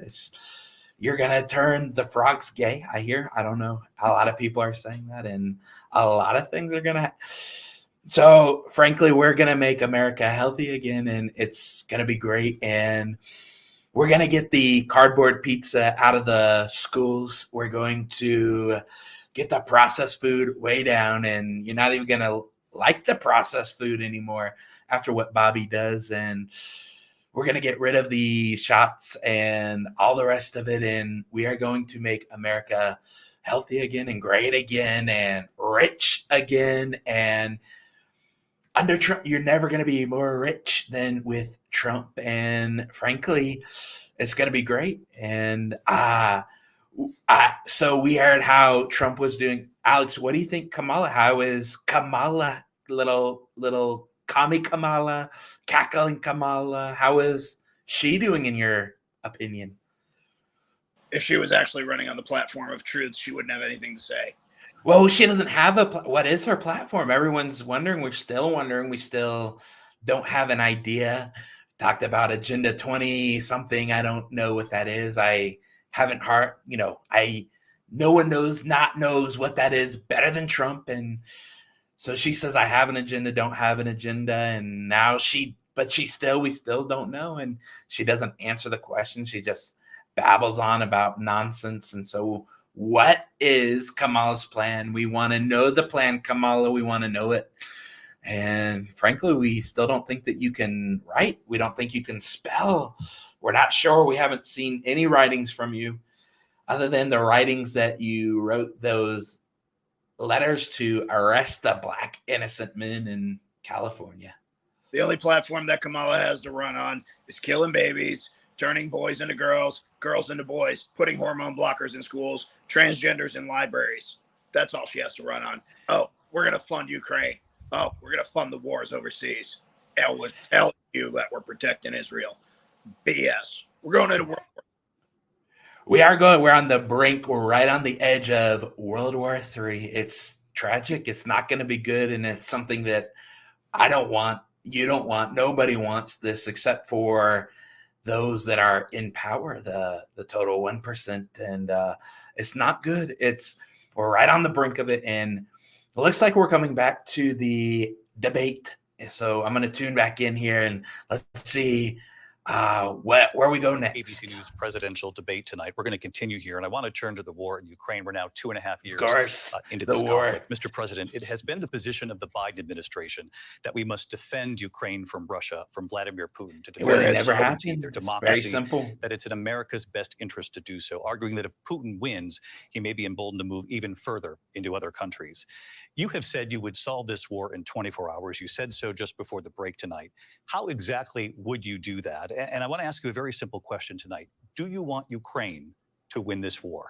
I want the war to stop. I want to save lives that are being uselessly people being killed by the millions. It's the millions. It's so much worse than the numbers that you're getting, which are fake numbers. Look, we're in for 250 billion or more because they don't ask Europe, which is a much bigger beneficiary to getting this thing done than we are. They're in for $150 billion less because Biden and you don't have the courage to ask Europe like I did with NATO. They paid billions and billions, hundreds of billions of dollars when I said, either you pay up or we're not going to protect you anymore. So that's maybe one of the reasons they don't like me as much as they like weak people. But you take a look at what's happening. We're in for 250 to 275 billion. They're into 100 to 150. They should be forced to equalize. With that being said, I want to get the war settled. I know Zelensky very well, and I know Putin very well. I have a good relationship, and they respect your president, okay? They respect me. They don't respect Biden. How would you respect him? Why? For what reason? He hasn't even made a phone call in 2 years to Putin. Hasn't spoken to anybody. He doesn't even know how to use a phone, frankly. That is a war that's dying to be settled. Inside baseball. I will get it settled before I even become president. If I win, when I'm president-elect, and what I'll do is I'll speak to one, I'll speak to the other, I'll get them together. That war would have never happened. And in fact, when I saw Putin after I left, unfortunately left because our country has gone to hell. But after I left, when I saw him building up soldiers, he did it after I left. I said, oh, he must be negotiating. It must be a good, strong point of negotiation. Well, it wasn't, because Biden had no idea how to talk to him. He had no idea how to stop it. And now you have millions of people dead, and it's only getting worse. It could lead to World War III. Don't kid yourself, David. Anyway. We're playing with World War III, and we have a president that we don't even know if he's. Where is our president? We don't even know if he's a president. And just to clarify they threw him out of a campaign like a dog. We don't even know. Is he our president? But we have a president, Mr. President, that doesn't know he's alive. Your time is up. Just to clarify in the question, do you believe it's in the U.S. best interest for Ukraine to win this war, yes or no? I think it's the U.S. best interest to get this war finished and just get it done. All right. Negotiate a deal, because we have to stop all of these human lives. There is no winner. The men and women have died. There is no winner. Thoughts on support for Ukraine in this moment, but also as commander-in-chief, if elected, how would you deal with Vladimir Putin, and would it be any different from what we're seeing from President Biden? Well, first of all, it's important to remind the former president, you're not running against Joe Biden, you're running against me. Oh, we know. I believe the reason that Donald Trump says that this war would be over within 24 hours is because he would just give it up. And that's not who we are as Americans. Let's understand what happened here. I actually met with Zelensky a few days before Russia invaded, tried through force to change territorial boundaries, to defy one of the most important international rules and norms, which is the importance of sovereignty and territorial integrity. And I met with President Zelensky. I shared with him American intelligence about how he could defend himself. Days later, I went to NATO's eastern flank, to Poland and Romania. And through the work that I and others did, we brought 50 countries together to support Ukraine in its righteous defense. And because of our support, because of the air defense, the ammunition, the artillery, the javelins, the Abrams tanks that we have provided. We didn't vote on that. We didn't approve that. Congress never said. And you're admitting to war crimes. Putin would be sitting in Kyiv right now. And understand what that would mean, because Putin's agenda is not just about Ukraine. Understand why the European allies and our NATO allies are so thankful that you are no longer president, and that we understand the importance of the greatest military alliance the world has ever known. Because the war machine and the money machine, frankly, has been booted back up, and all those people are making a lot of money, a hell of a lot of money, I'll tell you. Putin would be sitting in Kyiv with his eyes on the rest of Europe, starting with Poland. And why don't you tell the 800,000 Polish Americans right here in Pennsylvania how quickly you would give up for the sake of favor and what you think is a friendship with what is known to be a dictator who would eat you for lunch. Vice President Harris, thank you. We've heard from both of you on Ukraine tonight. Afghanistan came up in the last hour. I wanted her to respond to something you said earlier, and I'll give you a minute here. Putin would be sitting in Moscow, and he wouldn't have lost 300,000 men and women, but he would have been sitting in Moscow. Quiet, please. He would have been sitting in Moscow much happier than he is right now. But eventually, you know, he's got a thing that other people don't have. He's got nuclear weapons. They don't ever talk about that. He's got nuclear weapons. Nobody ever thinks about that.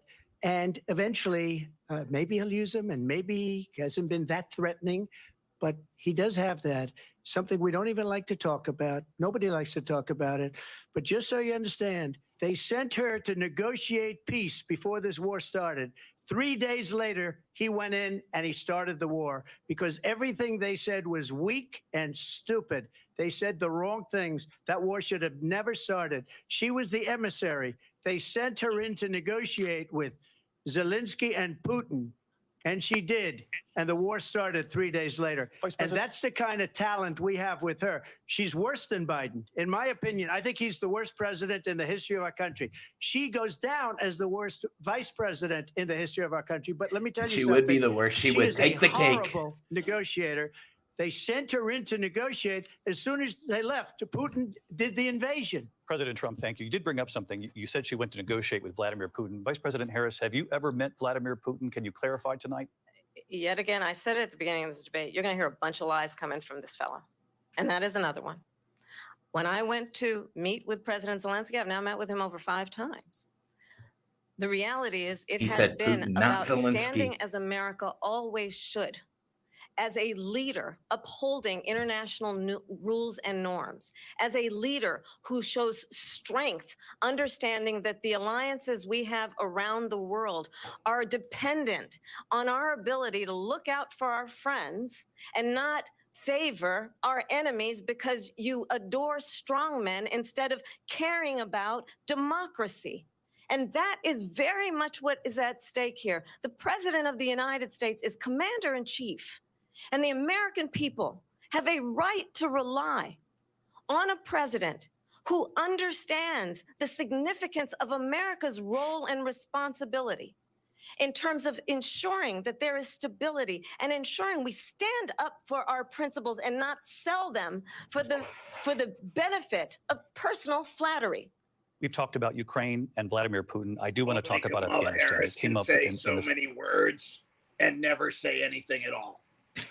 Exactly. I mean, what was she even saying? Was she even? It was absolutely nothing. Literally nothing. Yeah, he said, "I've never seen." He's the head of NATO. He said, "I've never seen." For years, we were paying almost all of NATO. We were being ripped off by European nations, both on trade and on NATO. By Biden, by Obama. One of the statements you made before: if you don't pay, we're not going to protect you. Otherwise, we would have never gotten it. He said it was one of the most incredible jobs that he's ever seen done. Thank you. I want to turn to Afghanistan. It came up in the first hour of the debate, and we witnessed a poignant moment today on Capitol Hill, honoring the soldiers who died in the chaotic withdrawal from Afghanistan. I do want to ask the Vice President, do you believe you bear any responsibility in the way that withdrawal played out? Well, I will tell you, I agreed with President Biden's decision to pull out of Afghanistan. 4 presidents said they would, and Joe Biden did. And as a result, America's taxpayers are not paying the $300 million a day we were paying for that endless war. And as of today, there is not one member of the United States military who is in active duty in a combat zone in any war zone around the world, the first time this century. But let's understand how we got to where we are. Donald Trump, when he was president, negotiated one of the weakest deals you can imagine. He calls himself a deal maker. Even his national security advisor said it was a weak, terrible deal. And here's how it went down. He bypassed the Afghan government. He negotiated directly with a terrorist organization called the Taliban. The negotiation involved the Taliban getting 5,000 Taliban terrorists released. And get this. And the president at the time invited the Taliban to Camp David, a place of storied significance for us as Americans, a place where we honor the importance of American diplomacy, where we invite and receive respected world leaders.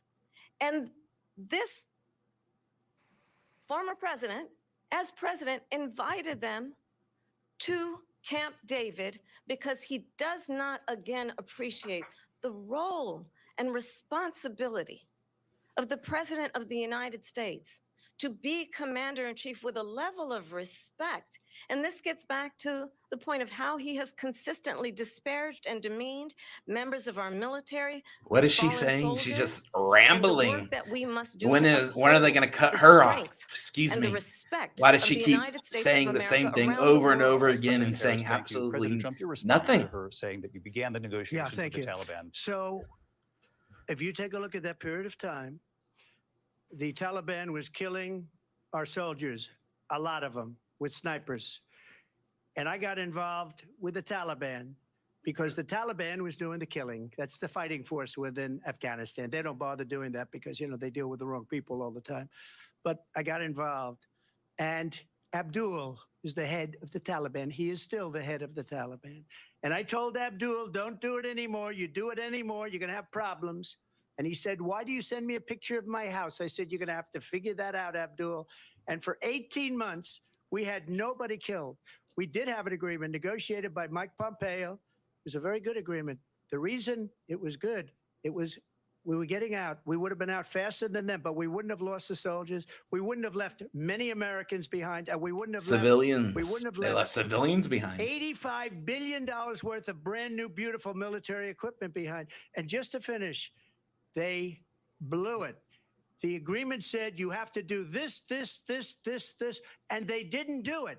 They didn't do it. The agreement was terminated by us because they didn't do what they were supposed to do. I want to move on. And these people did the worst withdrawal. And in my opinion, the most embarrassing moment in the history of our country. And by the way, that's why Russia attacked Ukraine, because they saw how incompetent she and her boss are.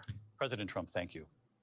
I want to move on now to race and politics in this country. Mr. President, you recently said of Vice President Harris, quote, I didn't know she was black years ago when she happened to turn black, and now she wants to be known as black. I want to ask the bigger picture question here tonight. Why do you believe it's appropriate to weigh in on the racial identity of your opponent? I don't, and I don't care. I don't care what she is. I don't care. You make a big deal out of something. I couldn't care less. Whatever she wants to be is okay with me.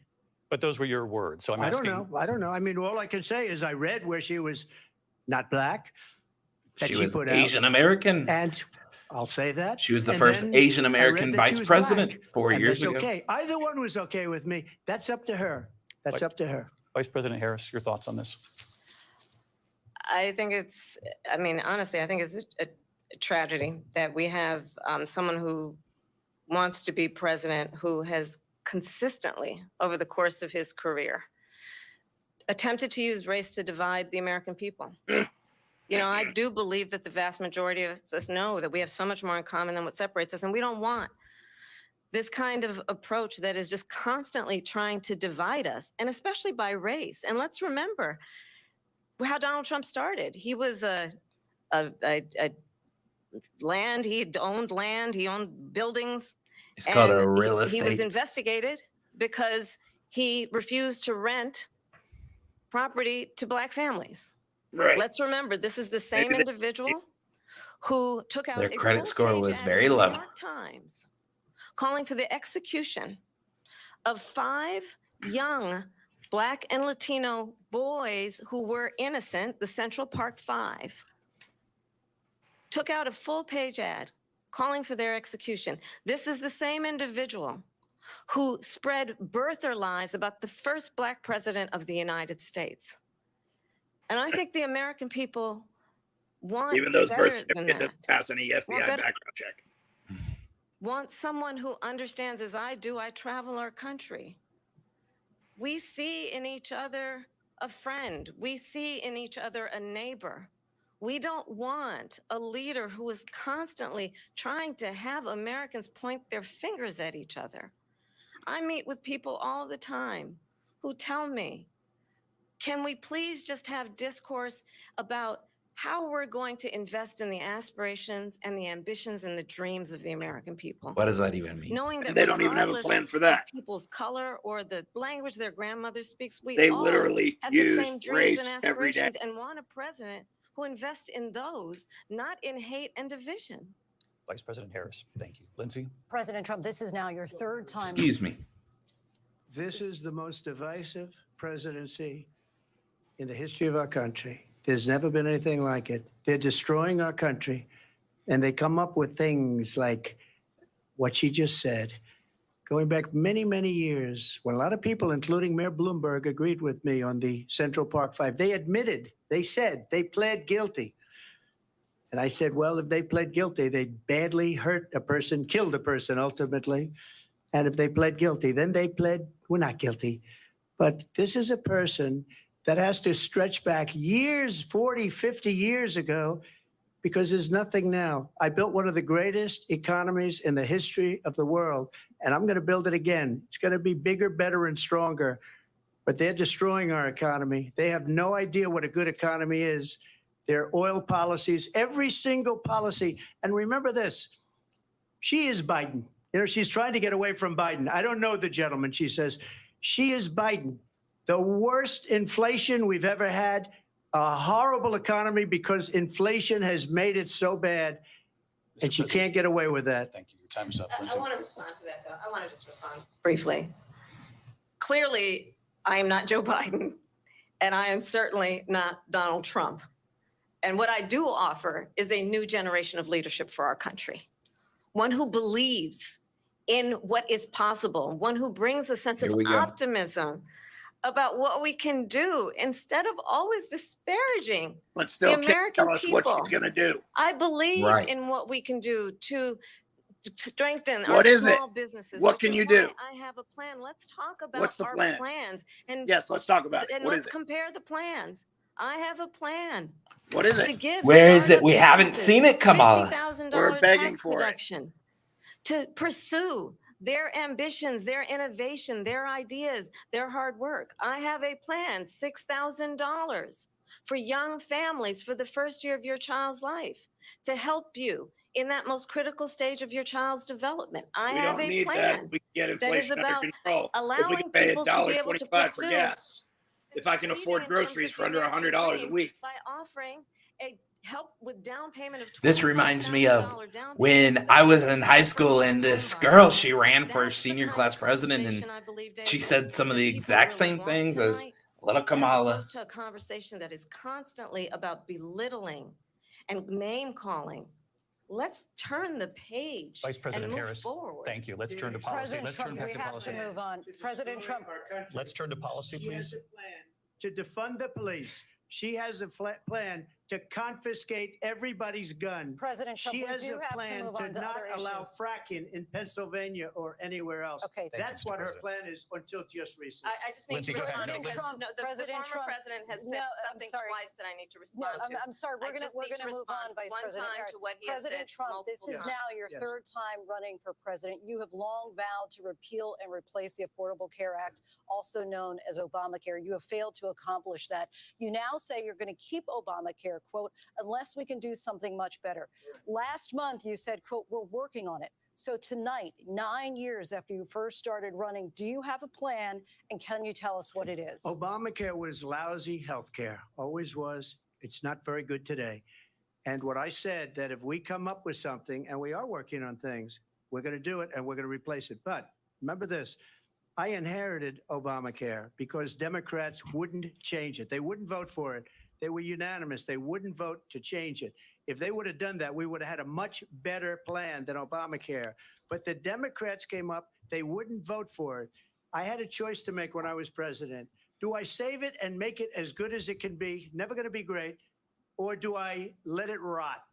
And I felt I had an obligation, even though politically it would have been good to just let it rot and let it go away.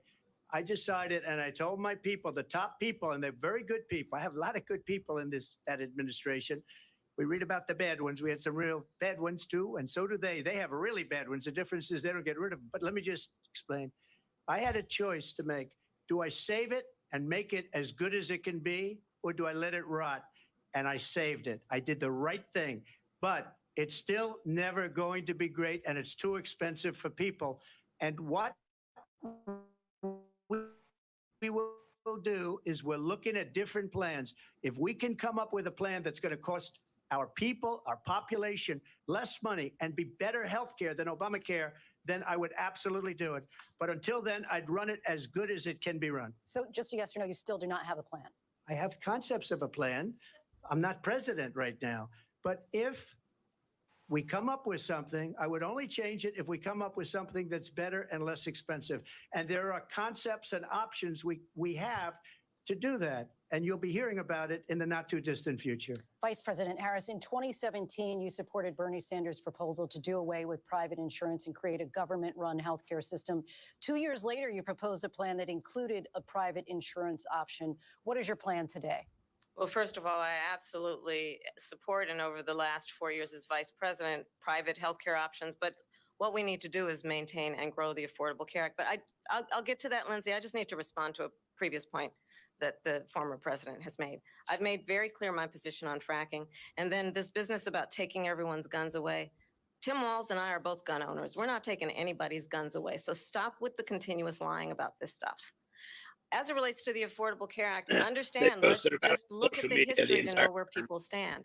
When Donald Trump was president, 60 times he tried to get rid of the Affordable Care Act. 60 times. I was a senator at the time when I will never forget the early morning hours when it was up for a vote in the United States Senate. And the late, great John McCain, who you have disparaged as being you don't like him, you said at the time, because he got caught. He was an American hero. The late, great John McCain, I will never forget that night, walked onto the Senate floor and said, no, you don't. No, you don't. No, you don't get rid of the Affordable Care Act. You have no plan. And what the Affordable Care Act has done is eliminate the ability of insurance companies to deny people with pre-existing conditions. I don't have to tell the people watching tonight. You remember what that was like? Red tape for everybody. Remember when an insurance company And could waiting deny in the waiting rooms if for a child had asthma, extraordinary if someone was amounts a of breast time, cancer and survivor, you're if a dying in the waiting grandparent room had just trying to get diabetes. any sort of And care, thankfully, and it's as not I've been vice affordable. president, It's and we, not over good. the last It's 4 years, terrible. have strengthened the Affordable Care Act. We have allowed for the first time Medicare to negotiate drug prices on behalf of you, the American people. Donald Trump said he was Yeah, going to it allow was written Medicare by to the negotiate insurance companies, and they're saying it's for the American people. Now we have capped the cost of insulin at $35 a month. Since I've been vice president, we have capped the cost of prescription medication for seniors at $2,000 a year. And when I am president, we will do that for all people, understanding that the value I bring to this is that access to health care should be a right and not just a privilege of those who can afford it. And the plan has to be to strengthen the Affordable Care Act, not get rid of it, Vice President Harris, in terms of where Donald Trump stands on that. I want to move to an issue that's important for a lot of... She made a mistake. At number one, John McCain fought Obamacare for 10 years. But it wasn't only him. It were all of the Democrats that kept it going. And you know what? We can do much better than Obamacare, much less money. But she won't improve private insurance for people, private medical insurance.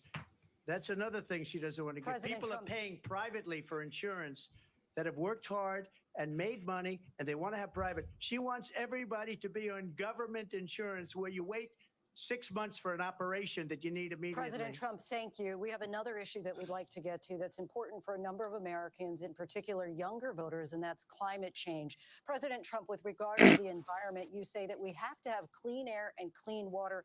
Vice President Harris, you call climate change an existential threat. The question to you both tonight is, what would you do to fight climate change? And Vice President Harris, we'll start with you. 1 minute for you each.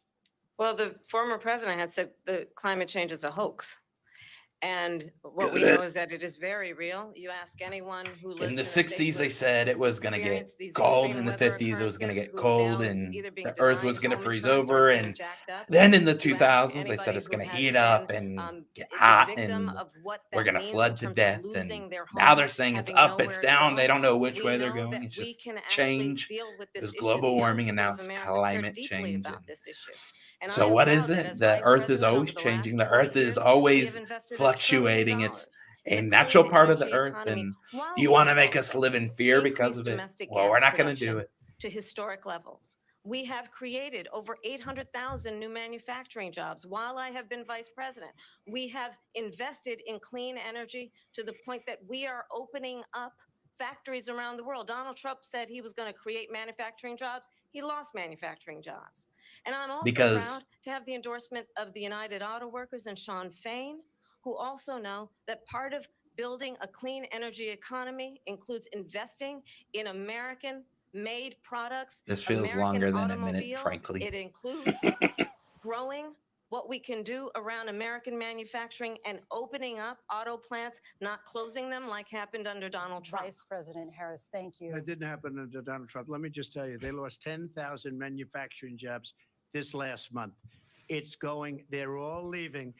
They're building big auto plants in Mexico, in many cases owned by China. They're building these massive plants, and they think they're going to sell their cars into the United States because of these people. What they have given to China is unbelievable. But we're not going to let that. We'll put tariffs on those cars so they can't come into our country because they will kill the United Auto Workers and any auto worker, whether it's in Detroit or South Carolina or any other place. What they've done to business and manufacturing in this country is horrible.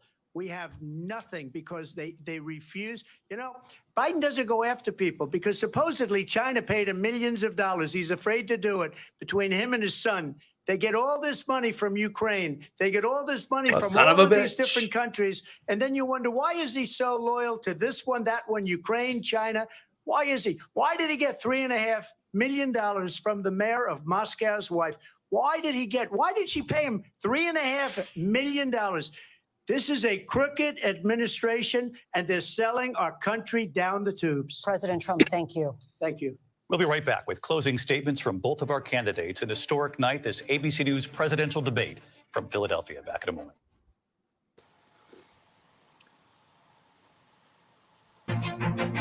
Yep.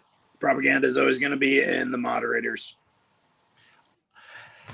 It's a lot of propaganda, and we have to fight against it all, frankly, and we can't have any of it. It has no place here. It's gonna take over. And I think Alex, what do you think? I think people are waking up to the propaganda that they're not really keen to it like they were maybe 4 years ago, frankly. There is going to be a strong delusion sent to those who do not have a love of the truth. The Bible is the truth, and that's it. And there's those who are on the side of God, and then those who are on the side of the devil, that are worshiping Lucifer, that are at the Bohemian Grove, that are bowing down to the owl. Those people are voting for Kamala. The Church of Satan is funding Kamala. The Church of Jesus Christ is funding Trump. If you look at the Rasmussen, a very reputable polling agency, Rasmussen, if you look at it, it says all of the Christian people, all of the people that are good Americans, maybe they don't even go to church. They just are good, law-abiding citizens. They are all voting Trump. But if you look at the polls, it's the Wiccans and the witches and the Satan worshipers, and they're all voting Kamala. She has them by a large margin. And frankly, Trump doesn't. We don't need them. They're a small population. And quite frankly, it's something to be proud of. And we are going to, and if you know anything about Trump, Trump's favorite book is the Bible, right behind The Art of the Deal. It's a great book, and frankly, you should buy it. But It's a great thing to do, and we're gonna get it done. We're gonna get this thing done of getting the propaganda out, and we are gonna get rid of fake news. And we've exposed them very well over the last 8 years, frankly, and we won't have fake news anymore. It's gonna be defunded. We're gonna defund. You want to defund the fake news, multimedia giants, conglomerates, and a little man named George Soros. I think we have a lot of what we should buy out Fox and CNN, and InfoWars should run the show. And frankly, that would be great. The tip of the spear would become all of the spears, and that would be, frankly, excellent. It would be really good. And quite frankly, something that has been needed to be done for a long, long time.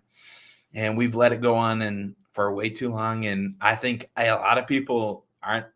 The only reason CNN, little clown news network, has any ratings because they are running the TVs in the airports and the banks and on the military bases. The military, we have to stop it. It's out of control, frankly, and nobody likes it. And they're bringing back a little Brian. I don't even like to bring attention to it, but they're bringing back little Brian Stelter. He's coming back, and that's just to show how terrible they're doing, frankly. They've got no other options. They're scrambling. They're panicking. We are winning. The info war is moving forward. Toxic masculinity will be great again. The atrazine is coming out of the water. Well, what do you expect from these closing statements? I expect Kamala to say absolutely nothing except Trump's a liar and she's a winner.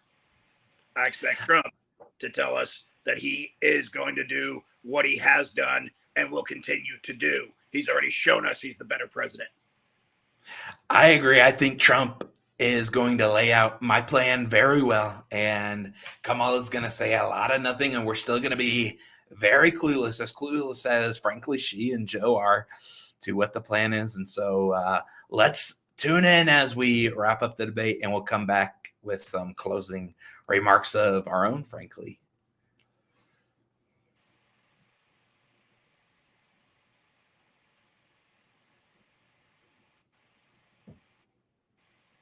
That's very true.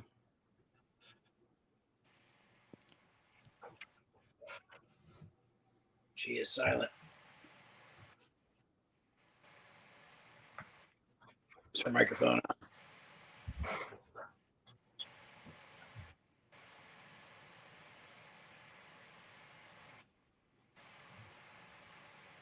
I think her volume needs to get turned up. I can't hear a word she's saying. Oh, sorry. I intend to create How's that? An opportunity economy, it's annoying. Investing in small businesses, in new families, in what we can do around protecting seniors, what we can do that is about giving hardworking folks a break and bringing down the cost of living. Right. I believe in what we can do together. You believe in freaking Santa Claus. And ensuring that we have the respect. She wants to get rid of Santa Claus. Frankly, she said we shouldn't say Merry Christmas anymore. I love Christmas. Merry Christmas. I will say it all the time. Merry Christmas. That will protect our fundamental rights and freedoms, including the right of a woman to make decisions about her own body and not have her government tell her what to do. I'll tell you, I started my career as a prosecutor. I was a DA. I was an attorney general, a United States senator, and now vice president. I've only had one client, the people. And I'll tell you, as a prosecutor, I never asked a victim or a witness, are you a Republican or a Democrat? The only thing I ever asked them. We know in your district, they were only one thing. And that's the kind of president we need right now. Someone who cares about you and is not putting themselves first. I intend to be a president for all Americans and focus on what we can do over the next 10 and 20 years to build back up our country by investing right now in you, the American people. Vice President Harris, thank you. President Trump? So she just started by saying she's going to do this, she's going to do that, she's going to do all these wonderful things. Why hasn't she done it? She's been there for 3.5 years. They've had 3.5 years to fix the border. They've had 3.5 years to create jobs and all the things we talked about. Why hasn't she done it?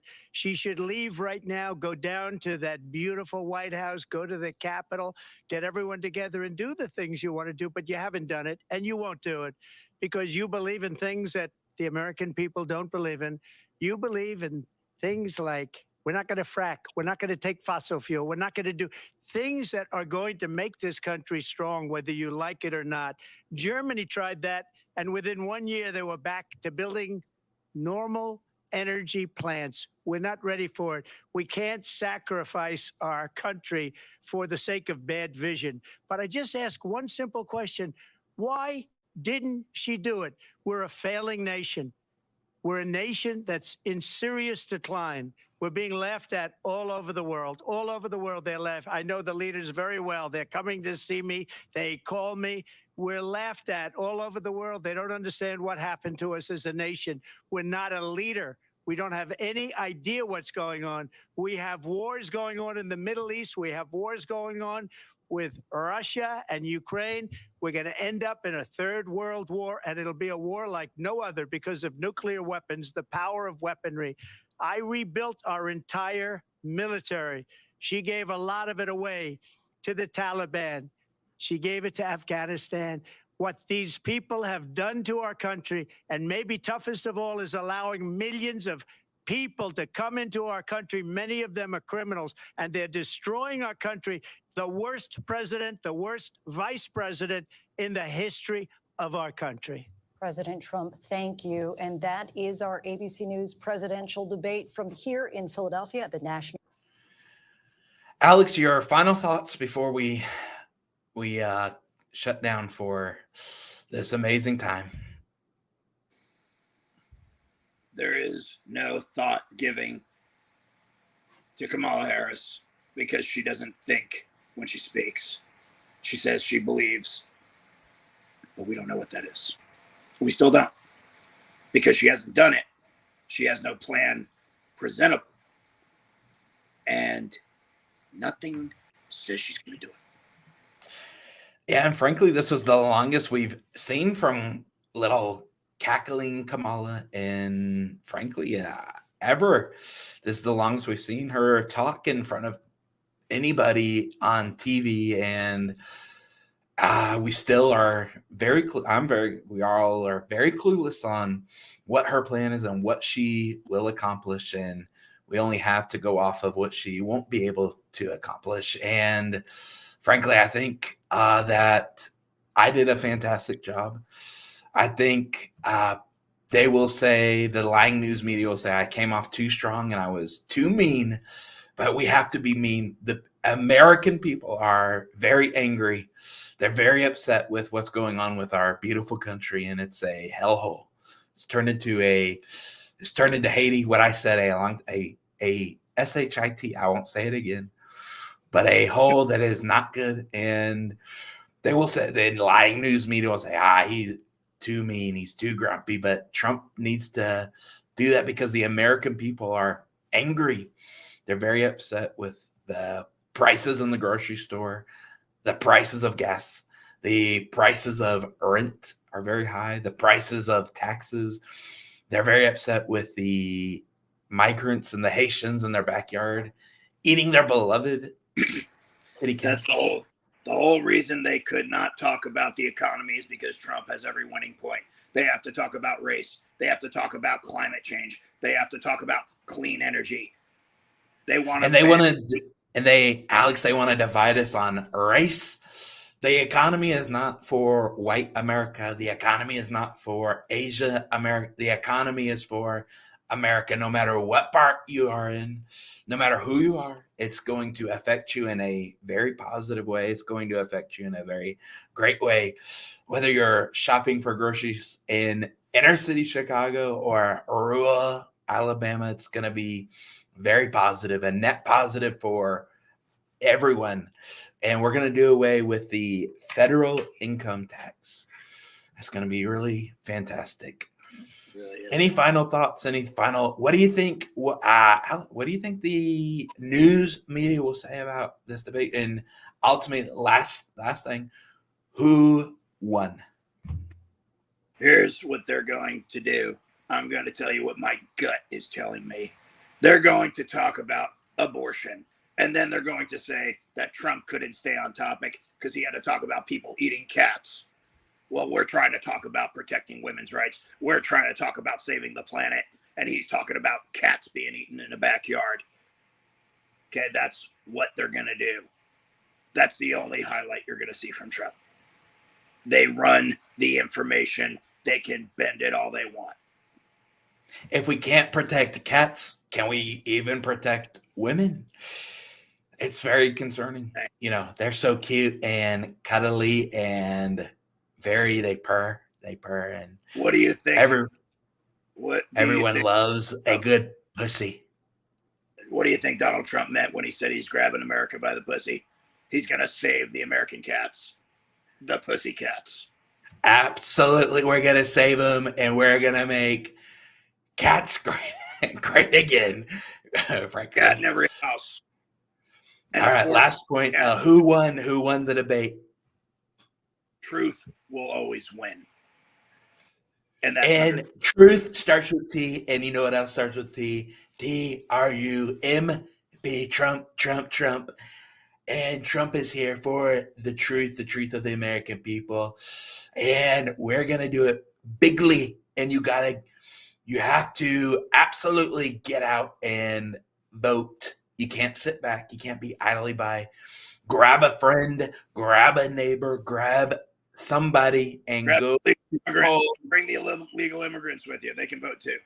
And tell them, vote for Trump. He will help you get back home in a very here's the problem. If you vote for Trump and you are an illegal immigrant and you vote for Trump, I will put you on Trump Force One and you will ride back home in style with champagne, Chardonnay, the best of the best. You will have a Trump steak and I will give you a Trump tie on your way back to your hellhole that you came from. And if you want to come back, you would be welcome to legally and lawfully. It's very important. Legally, we love everybody. We want everyone to come here and say, we're going to make it great. A lot of people are going to want to be here because we'll be making a lot of money.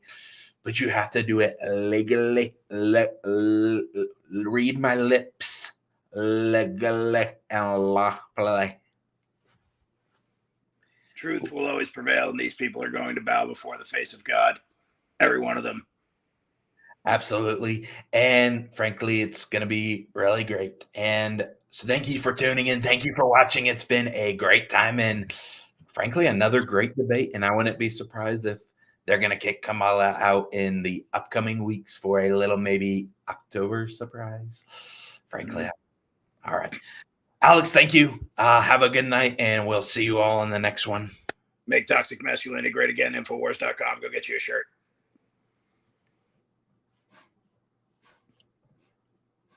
All right.